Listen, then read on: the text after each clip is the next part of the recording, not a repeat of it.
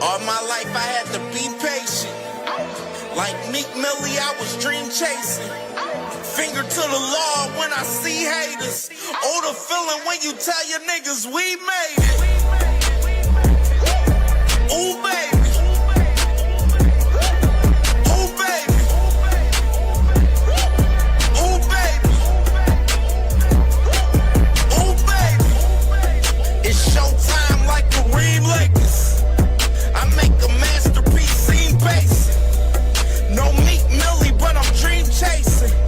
Took the shortcut like Anita Baker. I want the bright lights that you see in Vegas. I need a big house with like 3 basements. Drop an M on the whip, think I'm speed racing. Don't know if it's the Transformer or the Green Ranger. My nigga Mac got the beat banging. Young nigga selling crack as a teenager. Had fiends playing baseball out here free basing.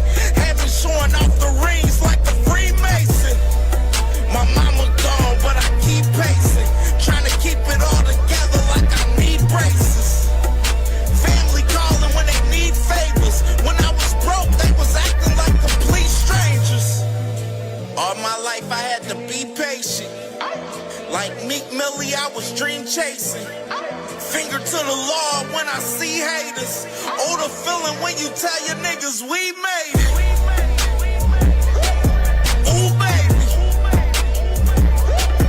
Ooh, baby. Ooh, baby. Ooh, baby. Rest in peace, the Nippy was the street savior. Got my credit right now, I need acres. Gotta turn your dirty money into clean paper. Trying to own a franchise without a key player. I go through hoes like I weave laces. Tree blazers, let they mama noodles be flavored. Meat takers that be acting like the D sacred. You bust in, you would think they on their knees praying. Then I slide like a screensaver. When I'm done, make some scrambled eggs, cheese, bacon. Then it's on to the next, I ain't a speed dater.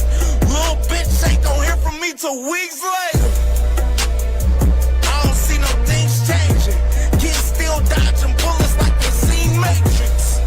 These young niggas really need saving, but OGs won't teach them that the street's dangerous. All my life I had to be patient.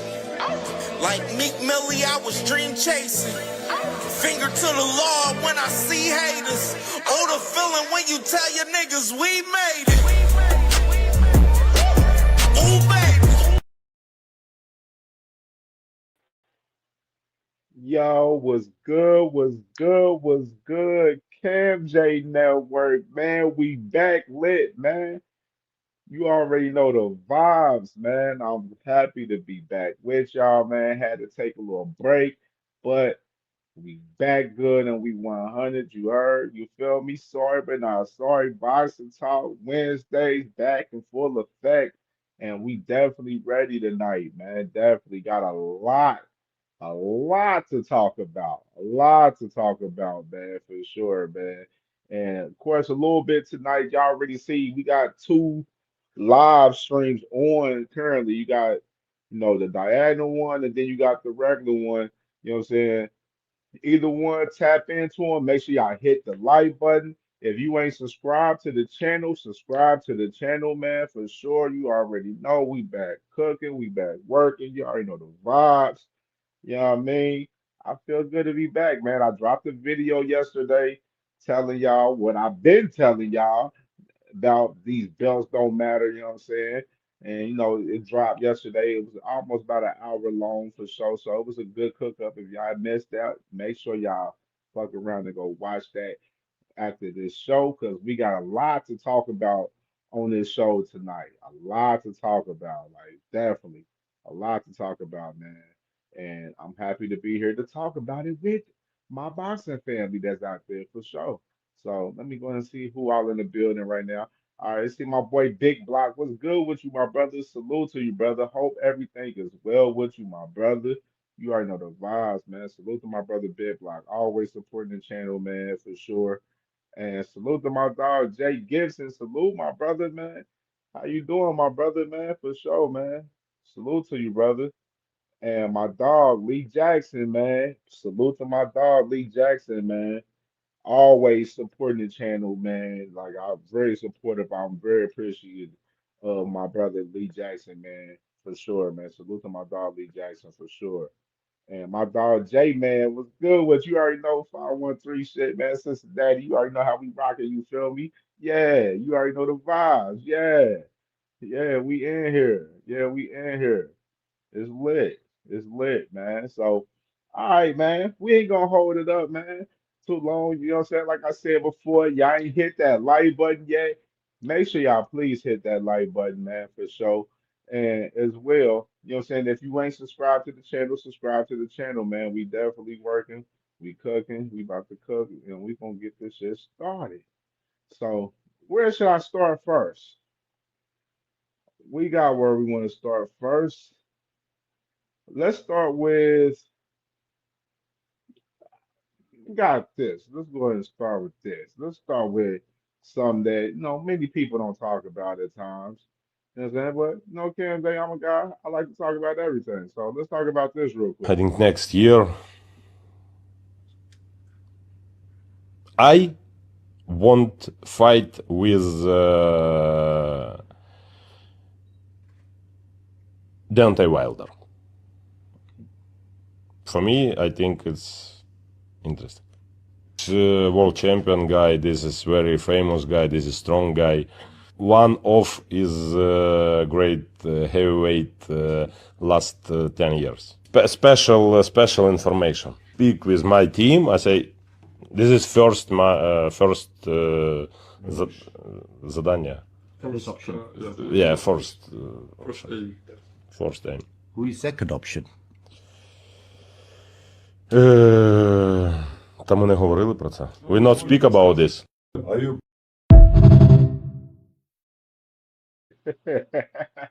All right, right there, man. So there go the unified heavyweight champion right there, Alexander Usyk right there, talking about he won't smoke with Deontay Wilder in 2026, dog. Crazy, right? Crazy, man. And of course, you know what I'm saying? Of course, he was the guy that said that he would fight the winner of Parker and Worley. But y'all got to remember, I'm the same guy that was telling y'all that Usyk didn't have interest in fighting those guys due to the fact of the money. Usyk is trying to get big bag. He's trying to monetize his fucking bag, man. Especially he has all right to do so, especially. But at the same time, him fighting Deontay Wilder, at the moment, just me personally as a boxing fan, I don't care to see that right now. That's just me. But just to even add more context into what we talking about right here, you feel me? You got Alexander Usyk. He got permitted to make a defense of the WBC title against Deontay Wilder. So you got Alexander Usyk, him and his team behind the scenes already pushing to try to put that fight in play. Now, I gotta get my brother Tay Jones on here. You know what I'm saying? He was supposed to be on here with me last week, but I had some shit going on. But I'm gonna get my brother on one of these days this week, you know what I'm saying, where we can talk about this for sure, in depth, for sure, because I want to understand like what's the size as far as Wilder. Like me, in my opinion, we seen Wilder last fight. You know what I'm saying? He looked decent in that fight, you feel me? But at the same time, we feel like he ain't ready for that championship contention yet right now. Like he need a couple of more fights, and which is I was opposed. I was here that that was the plan in particular at first. But it looked like plans is changing a little bit, possibly. You know what I'm saying? If Usyk is trying to push for a fight with Wilder, Wilder may take the opportunity on making the fight happen. You know what I'm saying? Because Wilder, he ain't backing down for no smoke, and he damn sure ain't backing down at the bag, right? For sure. So Wilder may take this fight in particular. You know what I'm saying? It's crazy. I don't want Wilder taking this fight right now. But looking at it in Usyk's perspective, though, this is the real interesting perspective that I have on this right here. Usyk is looking at it like I already beat Joshua twice. I done beat Fury twice. Out of the top guys in that era, Wilder the last one. I knocked him off. I done knocked all three of the kings that was in that heavyweight era. And I get a crazy bag to do so possibly. And that's how Usyk is definitely looking at it, man.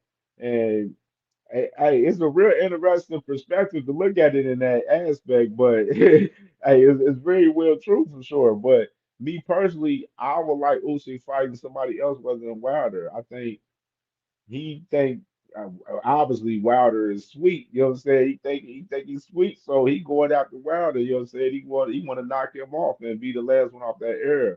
But it's all about whether Wilder is hit and him personally ready for this fight. You know what I'm saying? They offer the fight. Wilder ain't gonna back down from the fight. I don't see him turning it down unless the money is on some shiesty shit. But here goes a statement from Frank Warren right here. Frank Warren, he says, before the Parker fight, Usyk did say he would fight the winner. Now he's changed his mind. He obviously feels the risk to the reward isn't justified. So you got Frank Warren speaking on behalf of Fabio Worley right here and saying that he feel that, he's trying to get his bag up pretty much. You know what I'm saying? Like he don't feel like Worley's a big money fight. So he wants to go to another fight that he feels that's suitable for him monetary wise. And looking at a fight with Deontay Wilder, it would definitely pose the case for that for sure. You know what I mean? Definitely. Quee, what's good with you, my sister? What's poppin'? Everybody, make sure y'all subscribe to my sister, Quee, man. She live every Thursday night fire show. She be talking about everything, man. She keep it real on there, man. Salute to my sister. Make sure y'all subscribe and support my sister for sure. You heard? Yeah. So yeah, like I was saying, man. The bigger money fight in this case is, Alexander Usyk fighting Deontay Wilder than fighting Fabio Worley. You feel me? So that's just the case in the matter in that case. Me personally, if you ask me, do I like the fight? No, I don't like it for Wilder. It makes sense for Usyk, but I don't like it for Wilder. You know what I'm saying in particular. You know what I'm saying right now because I feel like he need a couple more fights to get up there. You know what I'm saying. He need to build more. And that's just my personal opinion as a boxing fan and as a fan of Deontay Wilder in particular.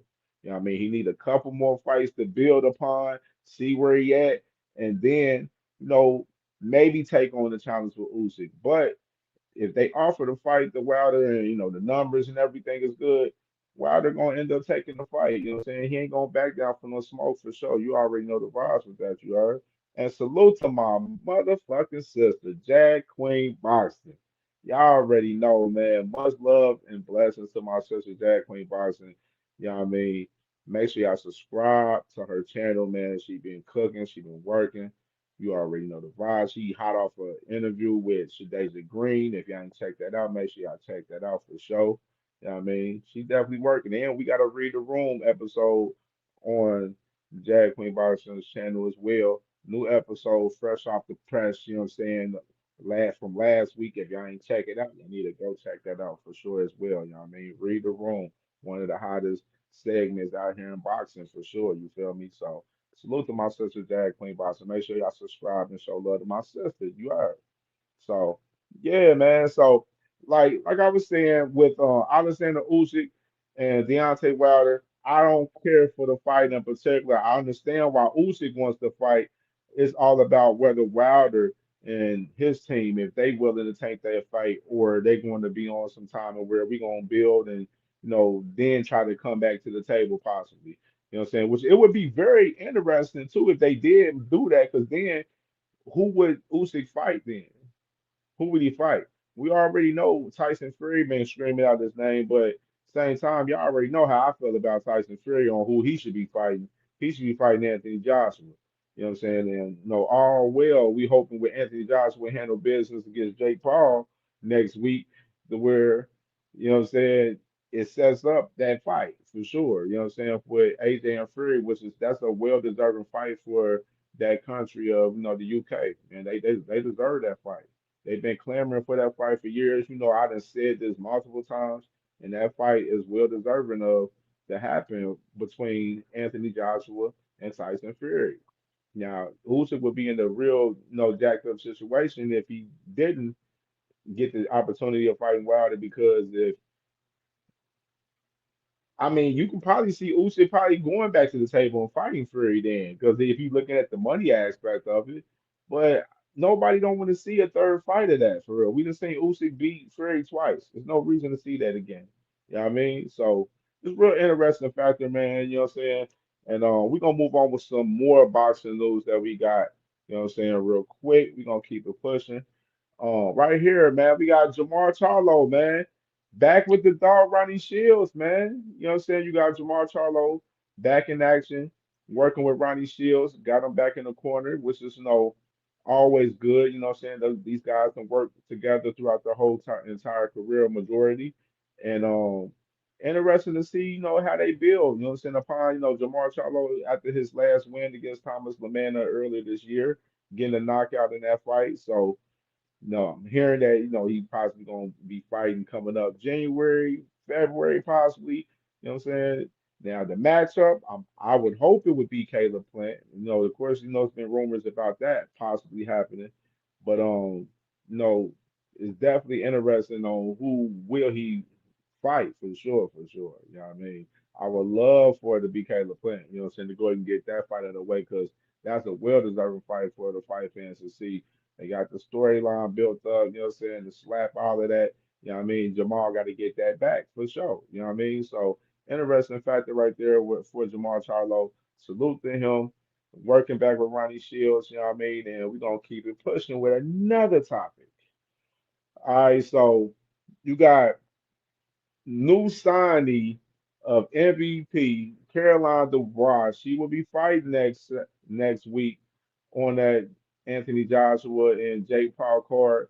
And she got the girl Pinata right here. So signing up with MVPs.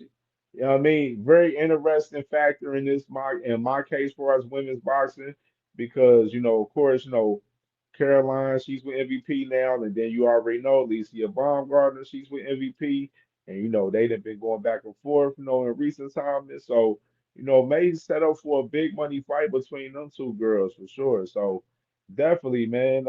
Interesting. I'm definitely gonna be tuned in to watch Caroline in this fight and see how she, how she coming in that fight for sure. She definitely a dog in there, y'all mean. So definitely salute to Caroline signing with MVP. Hey, salute to Jake Paul for signing Caroline for sure, showing more love to the women. And Jake Paul, he just buying off all the girls in the block right now off there, man.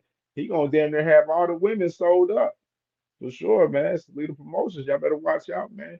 Better get you had them contracts right over there, you feel me? You know what I'm saying? But yeah, interesting fight though for sure, man. Interesting fight right here. And I'm gonna go to the next one, obviously. The big news that came out the other day right here with Carissa Shields fighting Franchise Cruz Lazarn in a rematch. Of course, both of these girls they fought their first career fights against each other. Carissa won that fight, and now they running it back. You know what I mean? Undisputed heavyweight championship fight. So Cruz Lazarn, she's moving up from 168 to heavyweight. The max of heavyweight for the women is 175. So she moving up to fight Clarissa Shields for her heavyweight titles. Real interesting fight right here, you know what I'm saying? To seeing Franchise moving up in weight, you know what I mean? Of course, she didn't want to go down, to fight her at her weight. She's the A side. Cruz Zern, she signed with Salida Promotions, so it was easy for this fight to be made.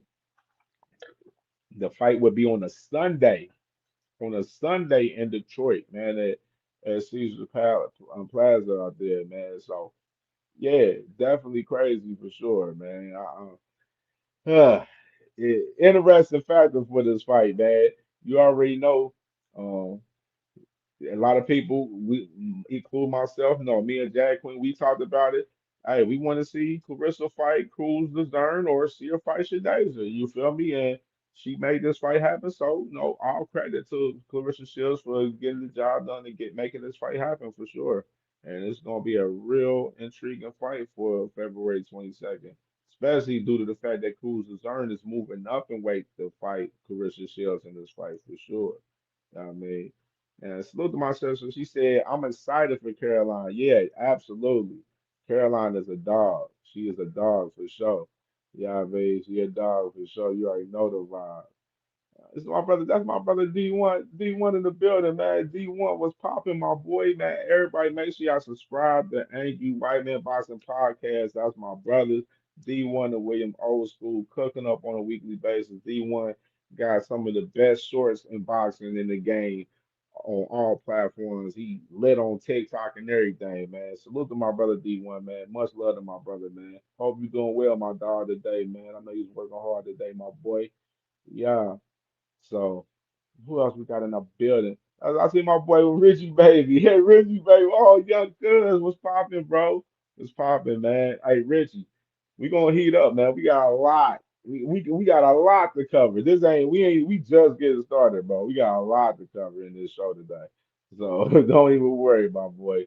So we gonna move forward right here, man. Of course, right here, real interesting news right here, man. You got Lester Martinez, they team said that um that they got approached about a fight with Osley Iglesias, but the team ended up saying that the man Lester Martinez is unavailable at the time. So, would have been a big fight for the 168-pound division with Lester Martinez and Osley Iglesias. Ozzy Iglesias, hey, he nice, dog. Hey, that's a bad boy. You know what I'm saying? And Lester Martinez, he a bad boy too, man. So definitely the post for a great fight. So I'm interested to see what Lester move is gonna be next. We already know Christian and Billy, he about to fight Hamza Shiraz. So and I was hopeful to see that rematch between Christian and Billy and Lester Martinez, but they got Christian and Billy moving a different route. You know what I mean? Um, obviously he's the Christian and Billy's the regular champion now for the WBC at 168. Now that they can strip Bud Crawford, so you got Christian and Billy defending the title. Hamza Shiraz getting his first title shot right there. You feel me? Which is like real interesting in that factor for sure. You feel me? Like you just looking at it like, damn, Turkey then got that shit right to where that boy Bud and got stripped. Now he got his man's Hamza Shiraz getting the title shot at 168 for the WBC fighting Christian and Billy. Nasty work, bro. Y'all boys better read the room in this shit, man. I'm trying to tell y'all. Dead ass, bro. Dead ass, for real. Yeah, that shit crazy though, bro, for real. So we got more news, man, to cover real quick. All right, so TKO and Zuffa, they said they're planning to launch their first boxing show January 23rd, which is the night before the first UFC show on Paramount Skydance. So you got TKO Zuffa Boxing. They gonna be having their first event January 23rd. Interesting to see what they got going. You already see a lot of movement with them, and in particular in boxing, they got a lot of people like you. If y'all watch the press conference with Shakur and T.O. today, you see how they was like really prancing around those Ring Magazine belts. Yeah, I mean, they really trying to do everything in their power to eliminate the sanctioning bodies. You know what I mean? And like I said before, if y'all watched my video that I dropped yesterday talking about the belts don't matter, so I've been telling y'all that like these dudes, they just as flawed as the sanction bodies too. You know what I mean? With they Ring Magazine rankings, them rankings is trash. Like, you know what I'm saying? Them shits is like super incompetent for the sport. You know what I mean? Like shit don't be 100 for real. Like that shit is flawed because it's fueled by Turkey out the sheet. So I'm just saying in general, they ain't gonna be no fucking better in this shit, personally, in my opinion. But we'll see. But they got their first event January 23rd, man. And we'll definitely be tapped in and keeping up on more news if something pops up on this event in particular. So let's go to the next, John. All right, Carlos Adames. This was news that dropped today. Carlos Adames versus Ammo Williams on the Tiafimo versus Shakur Stevenson card. You know what I mean? So you got this fight. Carlos Adames, PBC guy, defending his 160-pound WBC title. We just seen Shane Mosley and Jesus Ramos fought this past Saturday for the WBC interim title, but Carlos Adames, he's staying at 160 for this fight to defend his title against Ammo Williams. We already seen, Ammo Williams in recent time, and he's been winning the last couple of fights.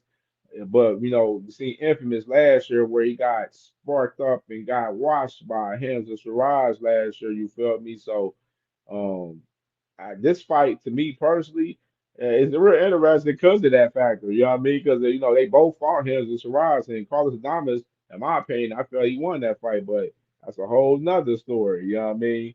But and Emma Williams, he got watched by Hamza and Shiraz, so it ain't doing no whole triangle theory in particular, but just a little early prediction from me though. I see Carlos Adames is the better guy again in this fight unless Carlos Adames come in there drained. Because I was in the impression of Carlos Adames moving up to 168, but I ain't seen nothing about him moving up to 168. Obviously, in this particular, you know what I'm saying, he stayed at 160. He about to fight Ammo Williams on the Shakur and Tio card. So definitely interesting fight though. I do like this fight, but this fight don't fare well for Ammo Williams. It doesn't fare well for him at all. It definitely don't. Let me read some of the comments. Oh, my brother Crush in the building. Make sure y'all subscribe to my brother Crush, man. My brother live every morning, man. A little bit after 6 in the morning. Coffee and donuts for grown-ups, man. Salute to my dog Crush from Philly, man. You already know the big dog from Philly, you heard. And my brother, Ohio runs boxing. You already know how we feel about that shit. Ohio does runs boxing, man. We got a champion, man. Abdullah Mason, man. He a champion out here. He the youngest world champion out here. You feel me? Ohio definitely runs boxing, man. Salute to my brother Marcus, man. Much love to my brother, man. Hope you doing good today, my dog. You already know the vibe. Hey, my boy J Man, he said super trash. They said Shakur number one at 135. Shakur has yet to fight a world champion currently or X at 135. How the hell? Yeah, bro. Like, that's what I was saying. Like, the Ring Magazine ranking, bro, they got fucking Virgil Ortiz at 154. He's number one at 154. This nigga ain't even a champion. Like, bro, that's why I said fuck that Ring Magazine ranking shit, dog. That shit flawed as hell, dog. For real. Like dead ass. Like dead ass. That shit is super flawed, bro. I promise you, super flawed, bro. Dead ass. So, all right, let's get into this conversation right here. So, big conversation of boxing right here. Boots Ennis, Virgil Ortiz Jr. Of course, they've been having a lot of back and forth with this fight for years. Now they at the table, man. Of course, it was reported by Boxing Scene that they was at the table the other day speaking for 6 hours, man. 6 hours conversation talking about the fight, negotiating the fight and terms and everything. So let's get into a little bit more detail in the whole situation with these guys. And let me pull it up. All right, so formal talks. This is reported by Lance Pugmire. Salute to Lance Pugmire from Boxing Scene.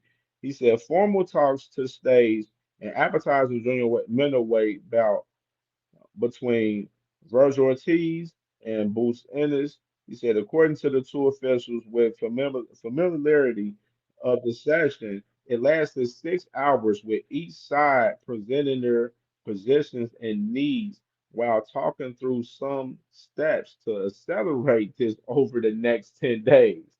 So, this whole session with these guys talking was for 6 hours yesterday. Seeing these guys going back and forth and everything about the terms and everything. And then, of course, you got right here, of course, finalizing the bout between Ortiz and it's for a proposed date in March. Will be a tremendous Christmas present for the fight fans. And to even add more context to it as well, you got Team Ortiz and is presenting options to bring the talks closer to reality. And one individual told Boxing Scene there were times negotiations got heated, but said that that's expected considering what they are. If it was bad and had no chance, I would tell you. The individual said deals like this does not get done in a day. So you got right there reporting right here from Boxing saying that the negotiations got real heated in those 6 hours. Obviously, of course, y'all gotta understand the context. Team Virgil, like his manager, been the main person popping shit. And he's the one that's been talking about, one of the men talking about, if it ain't 7 figures or better, then it ain't nothing and shit. Like, they want 10 million and everything. Like, you know what I mean? Like, talking about it got to be on Virgil terms and stuff. Like, Virgil can do what he want to do and all of this shit. All of this little jibber jabber, like, trying to portray that they're A side. But then in recent time, you got Virgil this past week talking like, oh well, we haven't heard from Team Ennis. They ain't send us anything and everything. We thought y'all was the A side. Why y'all asking to send some shit when y'all was acting like y'all was the big dog? Y'all already trying to big dog Xander Zayas. Like, nah. Talk that big dog shit. We thought y'all was the guys sending the offer and being the big dog. But no, y'all ain't the fucking A side, and y'all know y'all not the A side in the situation. So y'all need to negotiate and get this damn fight done. Stop playing around, Team Virgil Ortiz Jr., man. Get the fight done, bro. This is the only fight that y'all should be scrapping for right now, man. It's a big money fight, man. Like for real. And just to add more context to the date part of the fight for as Virgil Ortiz and Boo Sanders, you already see right here at Matchroom Boxing, they got a date booked for the MGM Grand for March 28th right here. And you already see the start time, 2, 3 o'clock p.m. up there in Vegas. You know what I'm saying? So, already know, Mr. Receipts, baby. You know what I'm saying? We keeping the receipts down here. You feel me? You know what I'm saying? The receipts is here. So, Matchroom Boxing, they got a date locked in March 28th, MGM Grand. I did hear another date. They were saying either maybe possibly a week up, March 21st, possibly. But no, this is the target date for Boost Ennis and Virgil Ortiz right here, March 28th. You see, they got the venue booked and everything. And hopefully they get this fight done. They saying possibly in the next 10 days from what they saying that this fight should be done. So hopefully they get this fight done, man. We need this fight for sure for the 154 division. Definitely to start off, you know, 2026. No, Boo Sanders, he just fought. He fought Lima. And then, of course, Virgil Ortiz, he fought um, damn Lubin that didn't do a damn thing for real. You know what I'm saying? I'm still salty about his performance on that, but that's a whole nother story. But, you got both these guys fighting around the same time. It's only right for y'all to make a fight happen immediately with each other right now, in particular, man. And we looking forward for that fight, man. We definitely gotta have that one. Gotta have that. Gotta have that for sure. Man, salute to my dog Bruce Gas. Make sure y'all subscribe to my brother Bruce Gas, man. My brother's boxing content is lit over there, man. He be doing a whole bunch of different, very segments, different shit on this channel, man. Salute to my brother Bruce Gas, man. Subscribe to my brother Bruce Gas over there, man, for sure. Yeah, so definitely. Do y'all think? Hey, y'all think? And let me ask y'all think what's it called? They going? Hey, salute to Mrs. Joette, by the way, too, real quick. Yeah, so salute to my sister, Miss Joette, man. Salute. Much blessings to you, sister. Hope you doing well. Much love, much love. Yeah. Y'all think Virgil they gonna get the fight done in 10 days? Let me ask that. Y'all think they gonna get the fight in 10 days? Let me know. You know? And if y'all ain't hit the like button, make sure y'all hit the like button, man, for sure. For sure. We working. We got a lot to talk about. We just getting started. We just getting started for real. I mean, but that I think this fight definitely gonna get done. I think it's gonna get done. I'm definitely jacking this fight. I think it's gonna get done. I think it's gonna get done. You know what I'm saying? So, all right, let's move forward real quick, man. Let's move forward. I got some more. All right, where do we want to go from here? Let me go with it. We got that out of the way. All right, let's go ahead and a little confirmation too. All right, so more paperwork and more receipts. All right, so of course we was already talking about Ryan Garcia and Mario Barrios, them locked in the fight February 21st. Right here, you see TGB Promotions and Matchroom Boxing. They got T-Mobile Arena booked for February 21st. And then if y'all was paying attention to the PBC event this past weekend, they interviewed Mario Barrios, and he confirmed that the fight was on with Ryan Garcia for, he didn't say the date, but he said the fight was definitely on. But here goes the paperwork, obviously right here. No, they got T-Mobile Arena booked up between TGB Promotions, a PBC promoter, and Matchroom Boxing. Of course, interested on the Matchroom Boxing aspect of it, but it'll be in conjunction with Golden Boy too. So you got all three guys that'll be working together in particular in this fight for sure. And just to add a little bit, a little juice on this, let me pull this vid up real quick. You feel me? I'm about to cook Joe and Mario. Joe about to get cooked. It's over. Oh, not Wally? Stop it. Cooking y'all. Y'all about to get cooked.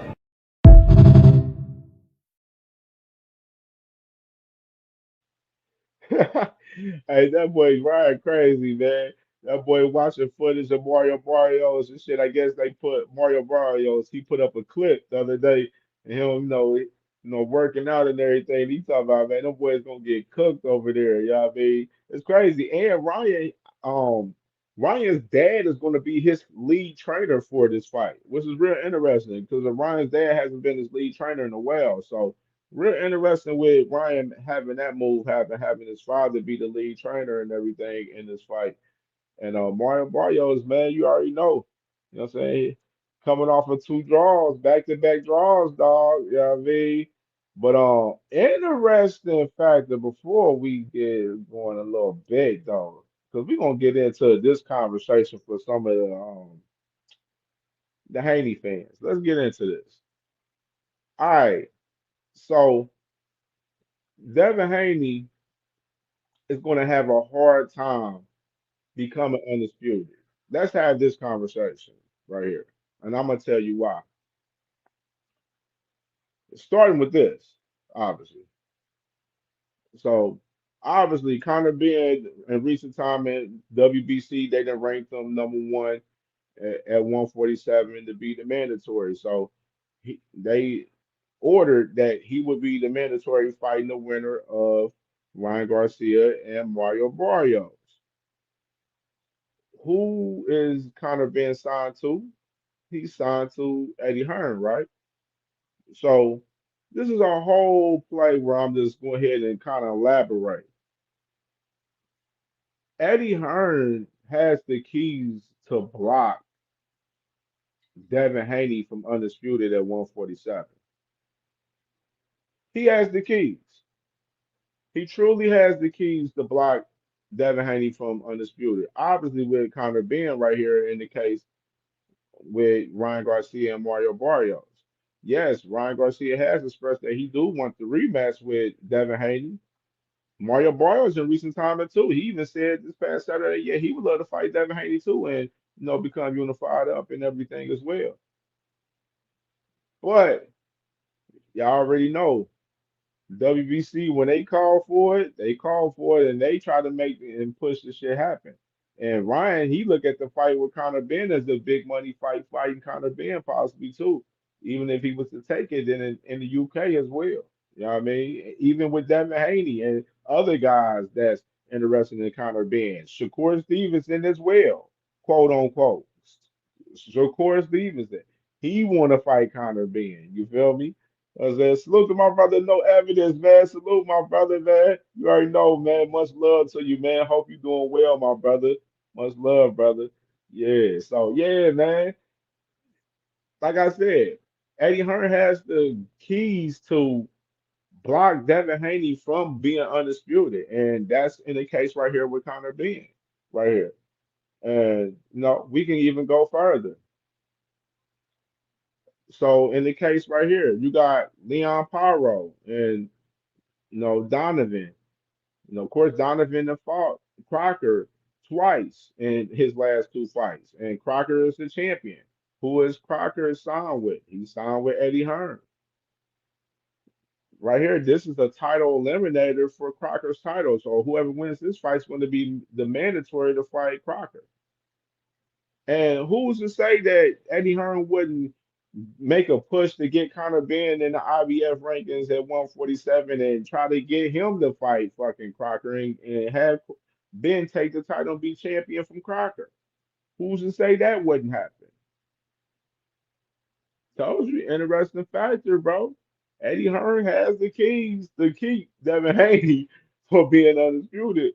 And those two key factors with Conor Benn and with Crocker in particular, with those two guys in particular, and then along with this title eliminator, because the person who fights this title eliminator is going to fight Crocker, which is a Hearn guy. And we can take it even a little further, but this ain't even on Eddie Hearn in particular. This a Rolly thing that he wants to do in particular. Now, we already mentioned, I've been telling y'all for a while that, Manny Pacquiao and Rolly was, looming. It was looming for a while. Of course, it was a little minute where some of the attention looked like it was drifting to, Floyd Mayweather, but obviously, new reports. Mike Tyson came out talking about Floyd Mayweather and him probably gonna fight in Africa in March in 2026 the other day. So that kind of, a little bit off the table, a little bit it looks like. But obviously, right here you see where Eddie Hearn, he did a recent interview and he said that Rolly Romero has put in an exemption request for the WBA to fight Manny Pacquiao. And I forgot, Eddie Shakran Giasov is the Eddie Hearn guy as well. And he's the mandatory for the WBA at 147 for Rolly Romero. And they said that Shakran Giasov has been waiting and waiting. And he said, we believe that the WBA should not allow the special exemption.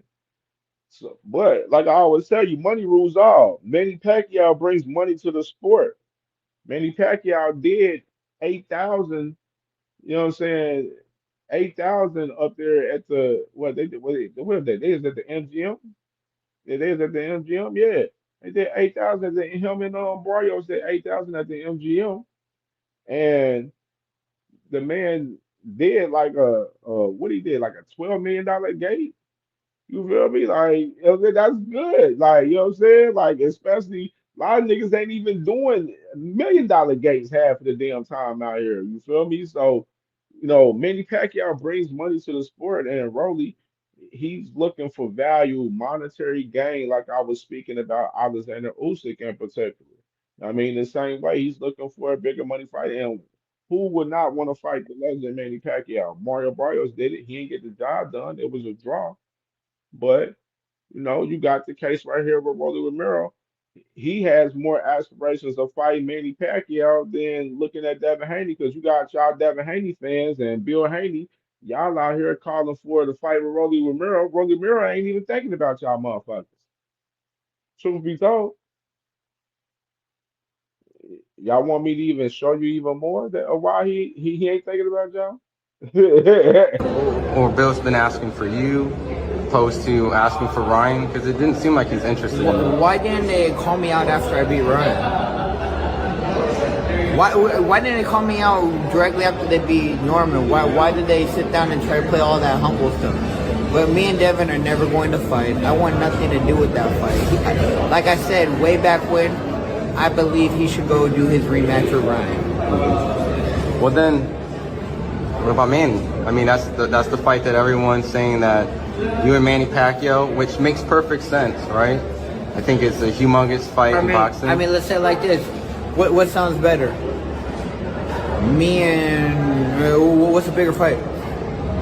Manny. Okay. So. But I mean, like, we don't even know if that's still been. I mean, we don't know if that's even happening. So I don't know, man. I don't care. I go with whatever happens. If it goes this way, I go this way. If it goes that way, I go that way. I don't really care.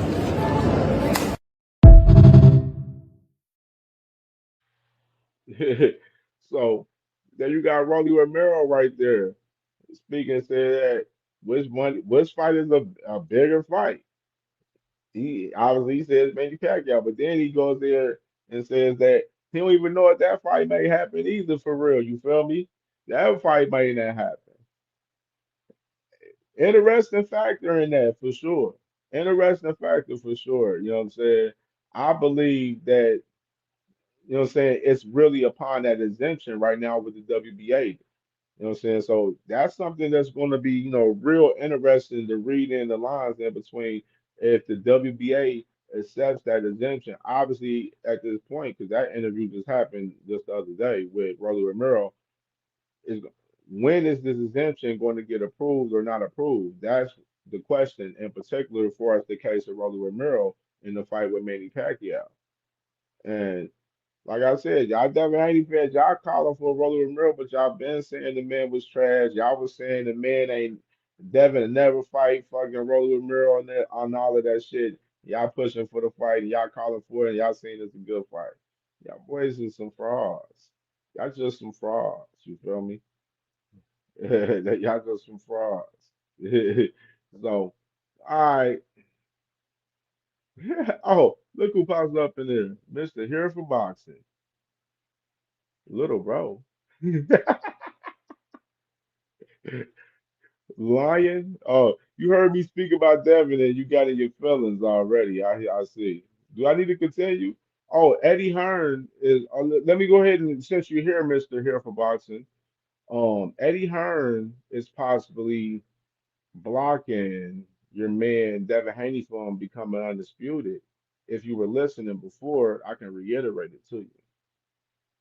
He can block it through Conor Ben, Crocker, obviously Giasov. You know what I'm saying? Multiple ways.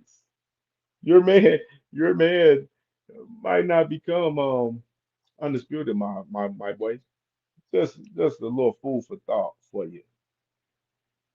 But we will continue. All right, so let's go ahead and get into these guys today, man. So Shakur Stevenson, man, Teofimo Lopez, the pressure, man. They had a launch press conference today, man. And this press conference, honestly, bro, it wasn't even that crazy to me, for real, honestly, for real. Like it wasn't even that crazy in my opinion, man. But we're gonna get to it though. Let's go ahead and pull up the clip from this John, because these boys are acting He crazy. said, T.O. never lost his alcohol. Well, I never lost him with the doctors. It ain't no different, bro. The difference is you never fought no elite fighter. Okay, I don't think y'all did. Oh, so you got to show it, baby. I don't think y'all did. I ain't It's seen, not on my son. I ain't seen Lomachenko throw no punches. You've never been on a big stage like I this. didn't see Lomachenko throw punches. You've never been on a big stage like I this. didn't see Lomachenko throw punches. Because we froze on. Okay, you want some?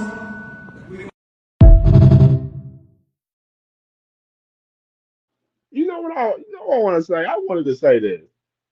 I hate when Teofimo Senior and Junior keep talking about this Lomachenko shit. Like, damn, they gonna ride the hell out of that Lomachenko and Josh Taylor fight wins, dog. That shit is crazy, bro. The way they be moving and doing that shit, bro. Like that shit be real live wow. Like that'd be real live wow. And crazy part though, the crazy part with Tiafimo, the man said that we done beat every southpaw. We ain't lost to a southpaw. Then Shakur was saying I ain't never lost to unorthodox. You feel me?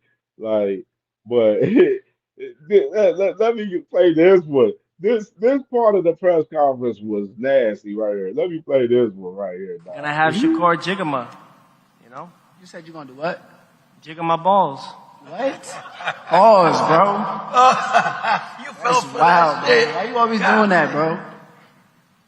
To Niagara Falls.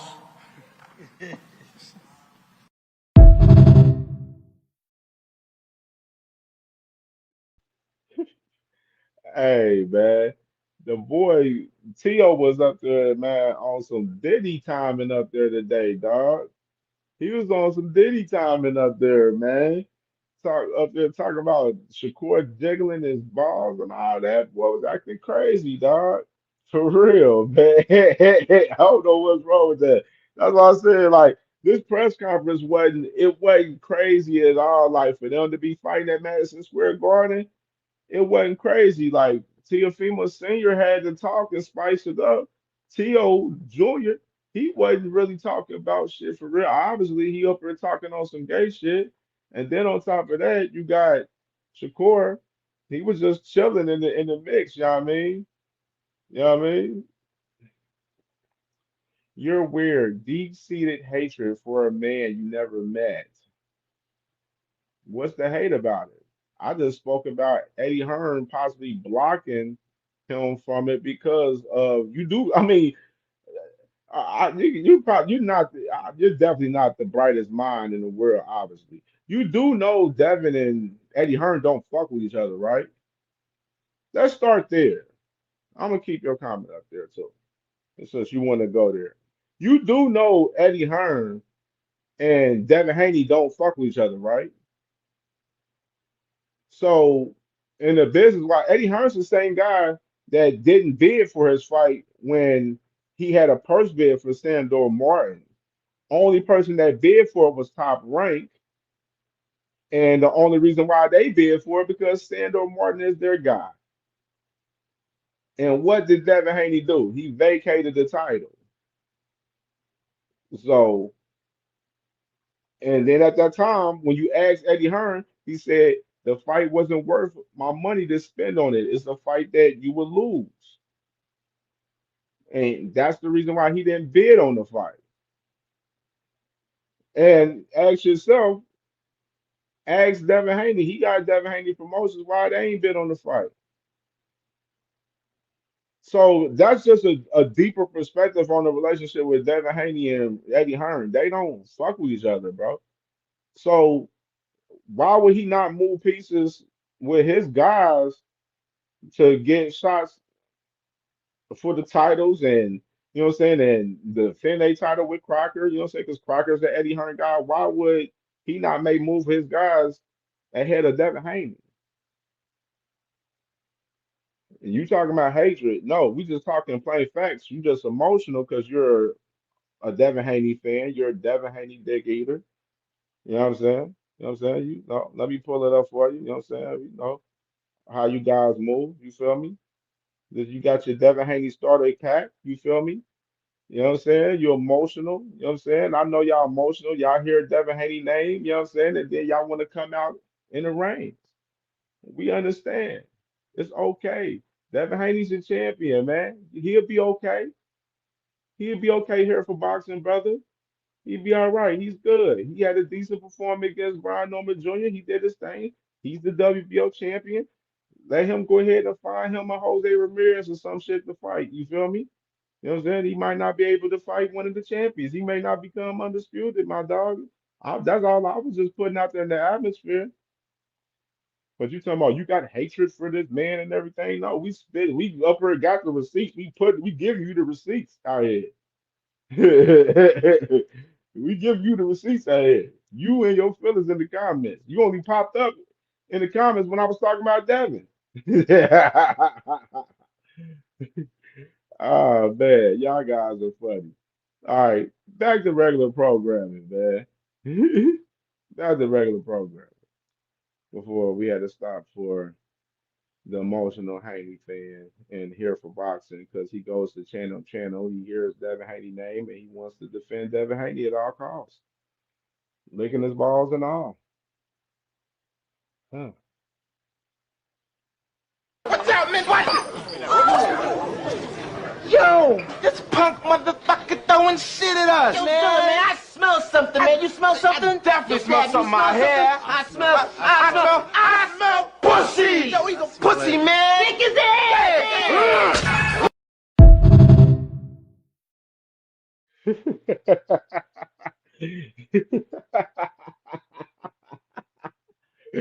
Ah man, funny guys, man. All right, let's continue. Oh man, wow man, funny guys. For the Ring Magazine. God gifted. It's my time. God gifted. It's my time. It's my time. I've been waiting on this forever. Thank you. Thank you. Thank you. I appreciate y'all. Now you gotta prove it. Oh, we gonna see. The prize is right up here. The prize is right up here. We stay working. You can't fight for him. I fight for him. You can't fight for you neither. I don't care. I don't need him. I don't need him. He in trouble.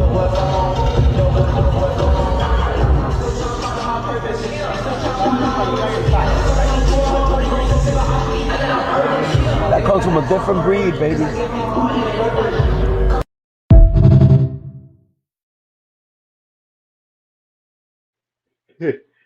Hey man, hey, I find it real funny. You see how they prance around on Ring Magazine belts?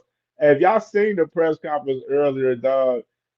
Like Teofimo Senior, he threw up the WBO belt. Old boy, you know what I'm saying, with the hat. Old boy that, you know what I'm saying, CEO of Ring Magazine. He looked at Teofimo Senior like, nigga, what the fuck you putting that belt up there for? Nigga, this the ring belt. We ain't fucking with that shit. Hey, yeah. They was like, that boy looked at him crazy, like, what the fuck you putting that WBO belt up there, man? The fuck this only the ring belt. We ain't fuck with them sanctioned body belts up here, man. That ass, bro. Hey, that shit had me crying, man, for real. Yeah, you know what I'm saying? You see Shakur, man, talking about this his time and shit, this his stage and everything. Man, what y'all think about this fight, man? Let me know in the comments, man. Like, they got this fight at the Madison Square Garden, right? You know what I mean? This fight is at Madison Square. And I'm like, uh, it's tough, bro. Like, cause we of course, us being us, we gonna pose the question of, are they going to sell out Madison Square Garden? That's the question. Will they sell out Madison Square Garden? And I'm just looking at it like, I don't think so.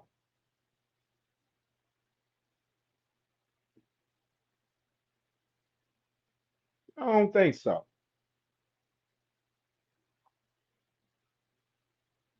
Yeah.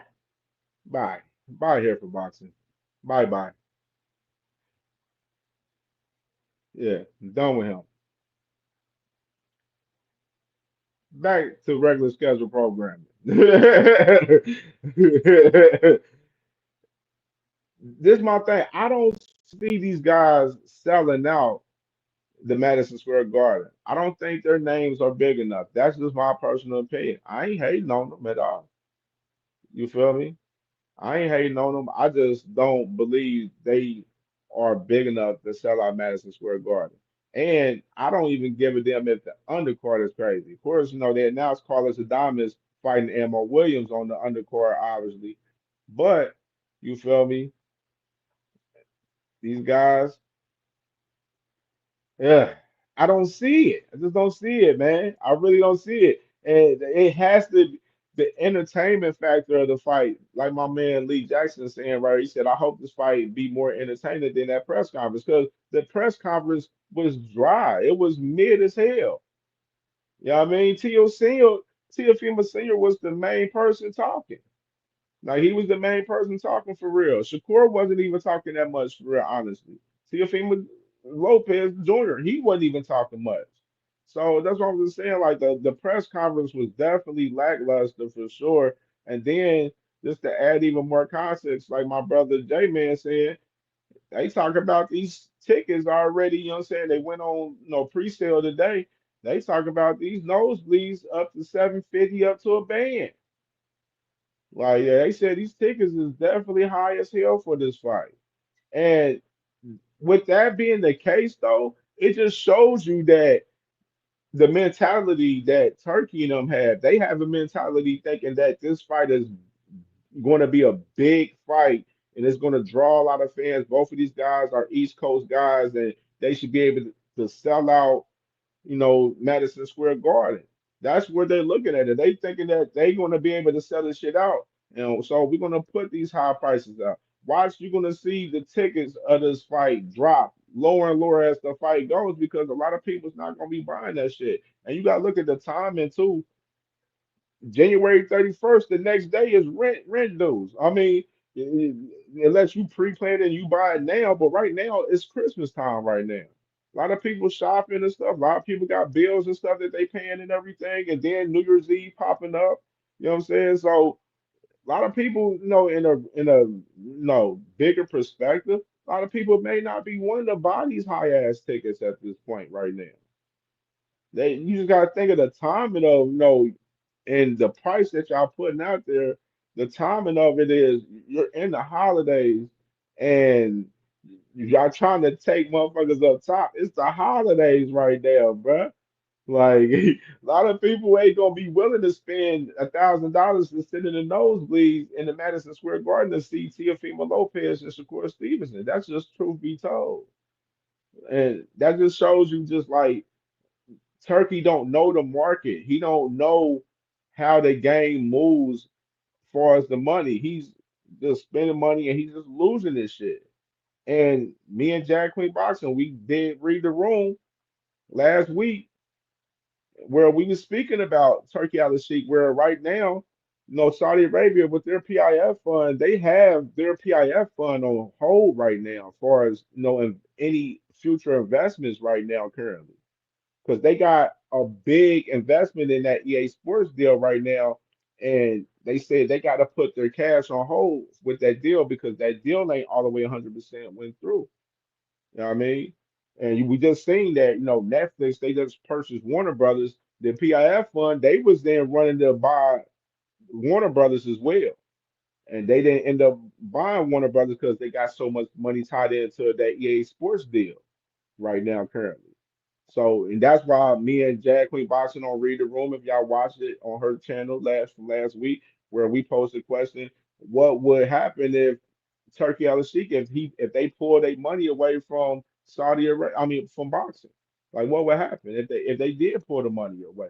I don't see it happening, you know what I'm saying? And retrospective, honestly, right now at the at currently current base, but what would happen in case? I think boxing would be good in my opinion because all the promotional companies they doing their own thing in retrospective.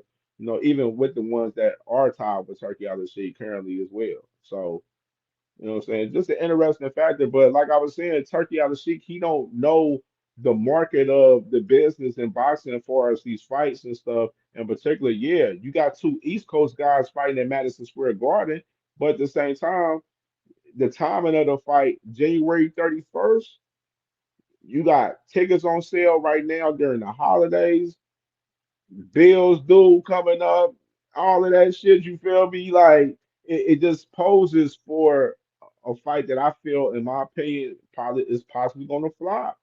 Another turkey card possibly flopping in the case. You know what I mean? And this is gonna be a pay-per-view fight too, by the way. This is pay-per-view. So it, interesting factors in this fight and the entertainment factor. Both of these guys counter punches. Who is going to step in this fight? That's the question I asked. Who gonna step first in this fight? Both of these guys like to fight on their back foot half of the damn time. So who gonna step in this fight? I expect Tio to be the one to step, but Shakur, he already the guy that already said that he wasn't gonna fight the same way that he fought, you know what I'm saying, in his last fight with Zepeda. So he already kind of saying that he gonna fight his fight. You know what I mean? But he talking like he gonna be on some killer shit with it too, like he gonna step at the same time too. You know what I mean? So that this fight, they better bring it. They gotta bring it entertainment wise. And I'm gonna tell you this right here. If they have lackluster performances in this fight, it's gonna be a problem for boxing. It's gonna be a big problem in boxing if this fight is lackluster. Real shit. Like it better not be a lackluster fight. They gotta bring it. Shakur, you gotta bring some offense to the table. Don't be sitting there, being on defense all night. We need to see y'all hit a little bit in this shit, man. For real. We need to see some motherfucking leather on leather in this fight. That's just the fact of the matter, dog. Real talk. So, interesting fact that over those guys right there for sure into that fight. Um, what the, I was over looking at it like, let me read some of your comments. Salute to Dr. Mark in the building, man. Salute to my brother, Dr. Mark. Make sure y'all subscribe to Dr. Mark, man, on his channel, man. Salute to my brother, Dr. Mark, the OG. That boy, David Lynch. D Lynch, salute to D Lynch. He said, ain't nobody going to see the battle of the B-side bitches. Sweet and sugar. Salute to my dog, D Lynch. Hey, yeah, you already know they on B-side time, but dog, you already know the vibes with that, man. So, all right, man. I ain't recap these fights from last week, dog. So we go ahead and go through these joints, man, real quick. You feel me? Let's go ahead and go through them, obviously, from this past weekend, man. PBC. Um, Fight week was well, I can say, with PVC with the Pitbull Cruz and Lamont Rose card. Of course, Janet Beck popping dirty, nasty work. That definitely, fucked the vibes up for the week, obviously. And and then, cool boy Steph, I'm definitely was upset with him. Super upset with him. Like I was super upset with Cool Boy Steph, you know, being overweight. Like, bro, you moving up from 126 and you're fighting at 130 and you come in 2 pounds overweight. Couldn't make it on both tries. Then you go into the fight and you put on a pure shit show. You feel me? Like, so it was just upsetting to see, that those two incidents, and then they rewarded them with, a WBC title eliminator for 135. Took away the shit from Javier Herrera, which got ordered, earlier in the week, last week from the WBC to have a WBC title eliminator with Ricardo Nunez, and gave it to Foster and Foden, and we see the results. Of course, Foden, he got his ass whooped, flat out. Got his ass whooped, man. Flat out. So let's go ahead and get into just to start off on this recap from these fights real quick, man. Let me pull this. Let me find it damn video where I started at. All right, here we go. Honestly, no. I feel like Wrong one. Wrong John. Oh, matter of fact, no. My bad. I gotta do something real quick.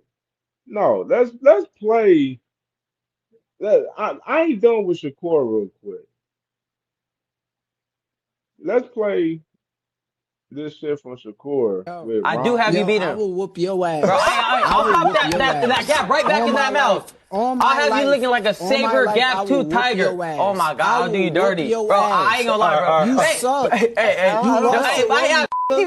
oh my, here we go. I Hey, don't care. not the same You fighter. lost to Rolly. Hey, not the same fighter. You Not the lost same. to Hey, when I Rolly. put a beat on you, what are you lost gonna to say? Rolly. When I put a beat on you, what are you gonna say? I watched. I was Hey, there. no, when I put a beat on you, When I'm talking about you, you got no power.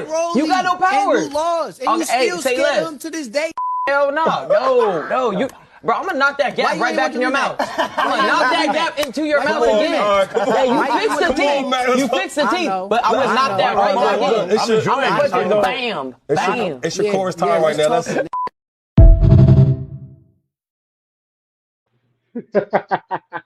Hey, salute to my brother T Hill in the building, man. Salute to my brother, man. Hey, you see that boy?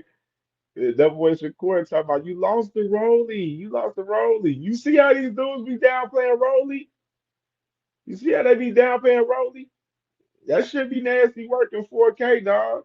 And then you hear Ryan shit talk about his shit. He had knocked his teeth back loose and shit. Like that was nasty work. That boy Shakur acting a little brand new, man, since he got his teeth, dog.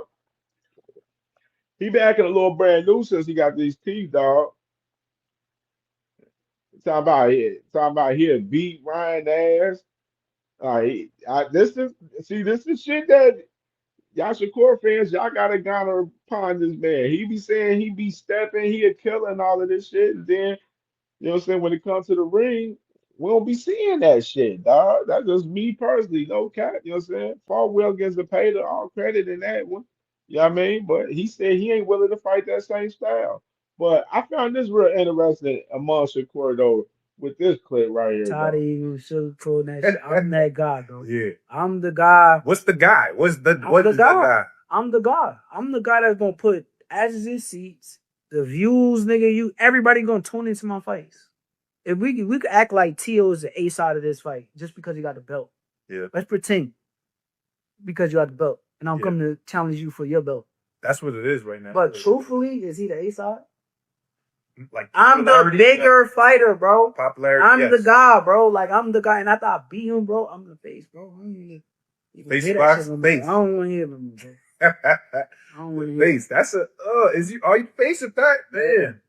It depends how you beat him. The how matters, bro. I agree. Anywhere I go on the planet, bro, everybody knows Shakur. Yeah. I go anywhere on the planet, bro. Niggas, Shakur.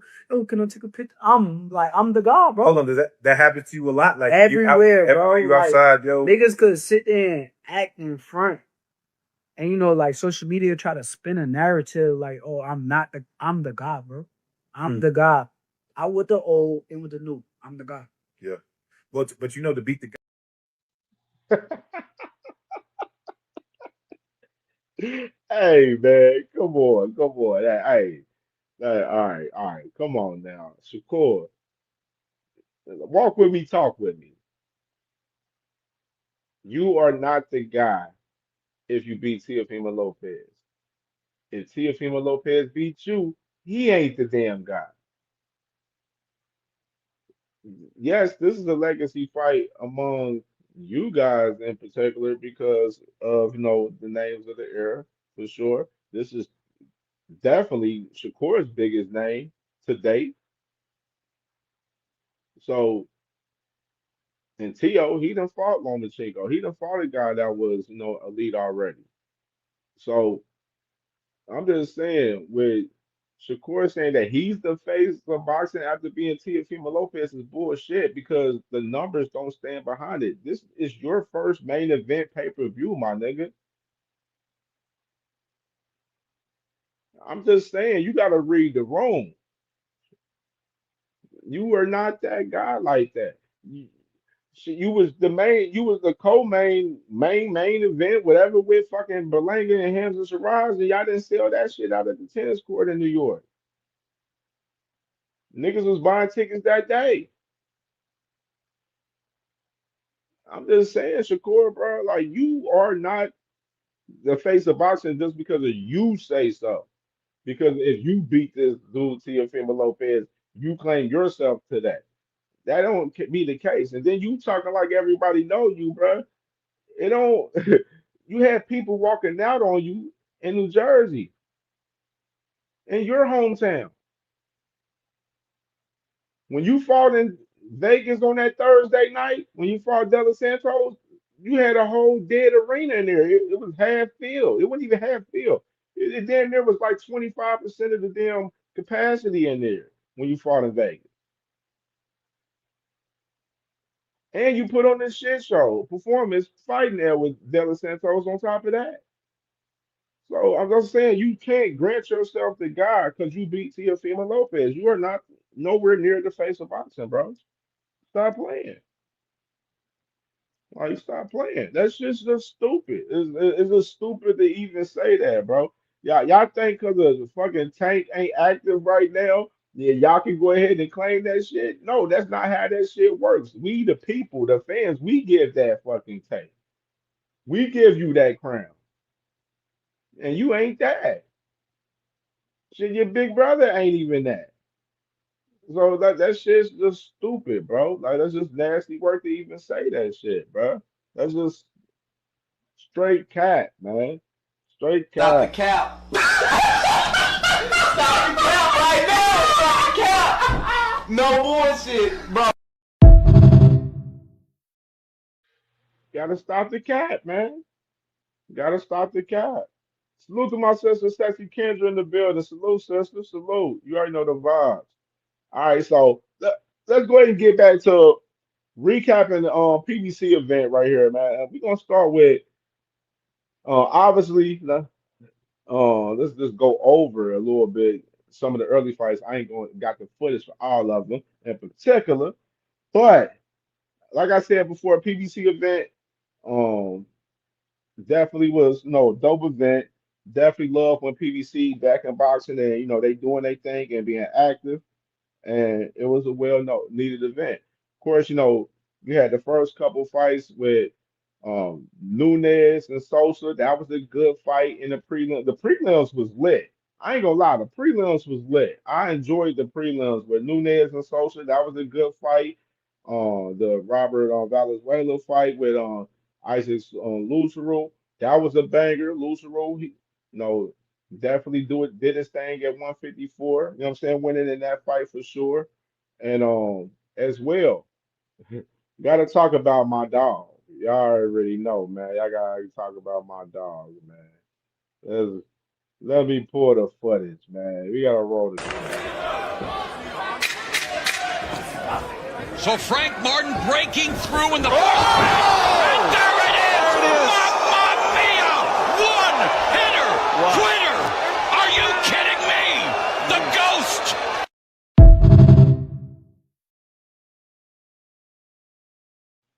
Man, oh Martin, man. Frank Martin cooked that boy. Cooked that boy.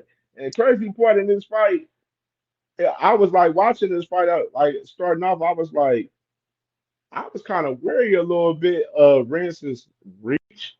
And of course, Frank Martin, he kept bending his he was bending his head low at certain points where he was getting hit with a couple shots for Rances and everything. So I was a little wary of that in particular, but Frank was definitely maneuvering very well, setting up great shots, you know and great angles on, setting great traps and everything. He definitely did his thing, man, and definitely proud of my boy Frank, man. I'm glad he got that win. You know what I'm saying? A lot of people had some people had Rances beating them, man. I ain't have him beating losing to no damn Rances now. I thought he was gonna win by decision. I didn't even think Frank was gonna stop Rances, honestly, in my opinion, but he got the job done, stopped him in the fourth round. You know what I mean? And he moves on, man. And kind of interesting with my boy, man. With my boy, uh, check this clip out right What was there. your reaction to Frank's knockout? Man, it was a great knockout, great comeback fight, and for him to put it on the top of the show, he put in the weight division at 140, which is the new weight division. I don't know. Hopefully, Richard hits the next. We'll see.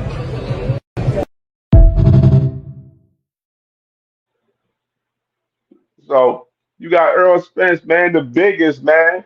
He was at the fights, man, in support of his guy, Frank Martin right there. And he said, shit, definitely a great knockout, great look, man. He looked good with Buddy McGirt, in his first fight, training him and everything, and said that hopefully they can get Richardson Hitchens next.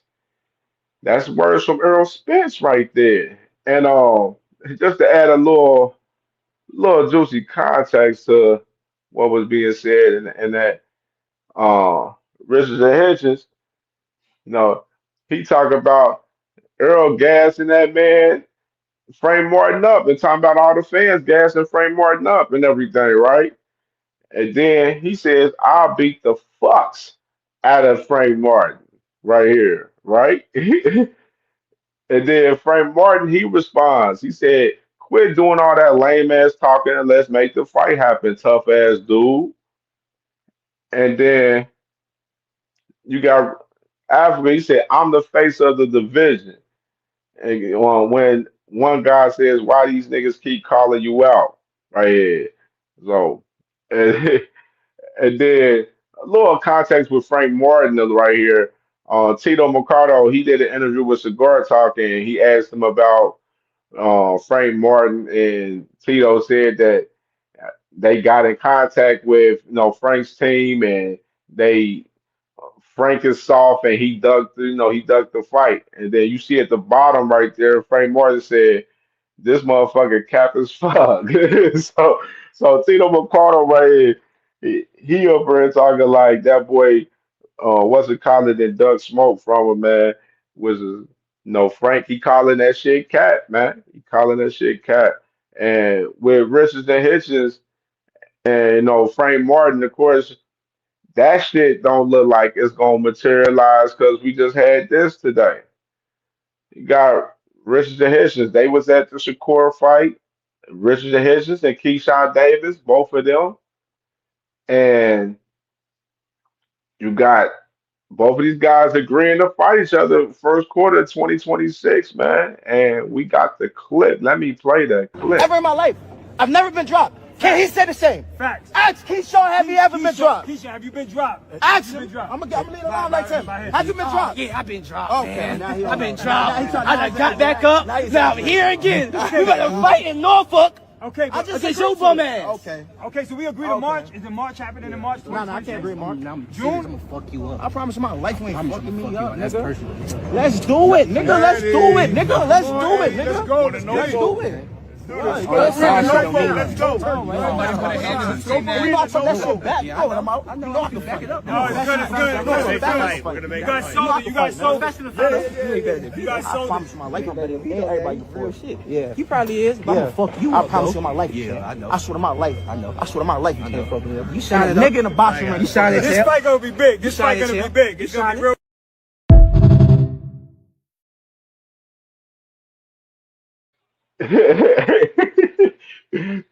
So you got those boys going back and forth and shit, going crazy and everything. I, I like the fight. You know what I'm saying? And should it materialize? It possibly may materialize. You know what I mean? Eddie Hearn, he was there saying that it's a fight that definitely could be made for sure. Hey, but I do like Africa and Frank though. I like Africa and Frank for sure, for sure. I ain't gonna hold you. Like Africa and Frank, good ass fucking fight. Good ass fight. You heard my boy J Man. He said Africa versus Frank a good fight. Facts. Facts plus tax, my dog. You know what I mean? And then my boy D Lynch, he said Frank working with Buddy McGirt paying off. Yeah, for sure. Definitely. Definitely. I definitely I love what I seen from Frank, man. Definitely. I'm hoping I can get Frank on the channel. That's what I'm working on. I'm working on that right now. You know what I mean? The Jag Clay, my sister, she said, what the fuck? Delirium is a disease. Yeah, so, and then Sexy Kendra said, she said they both capping. Hey, so J-Man said that's a 50-50 fight. Yeah, yeah, man. Keyshawn, Richards and Hitchens, I like the fight. I like the fight. I think Keyshawn will bring the fight out of Africa for real. So I like what it posters. Keyshawn ain't afraid to step. You know what I mean? Africa, he's a counter puncher too. You know what I'm saying? He try to be on the skillful boxing shit. You feel me? But you know what I'm saying? You could step against Cambosis, but you ain't gonna be able to step easy against Keyshawn Davis or Frank Martin.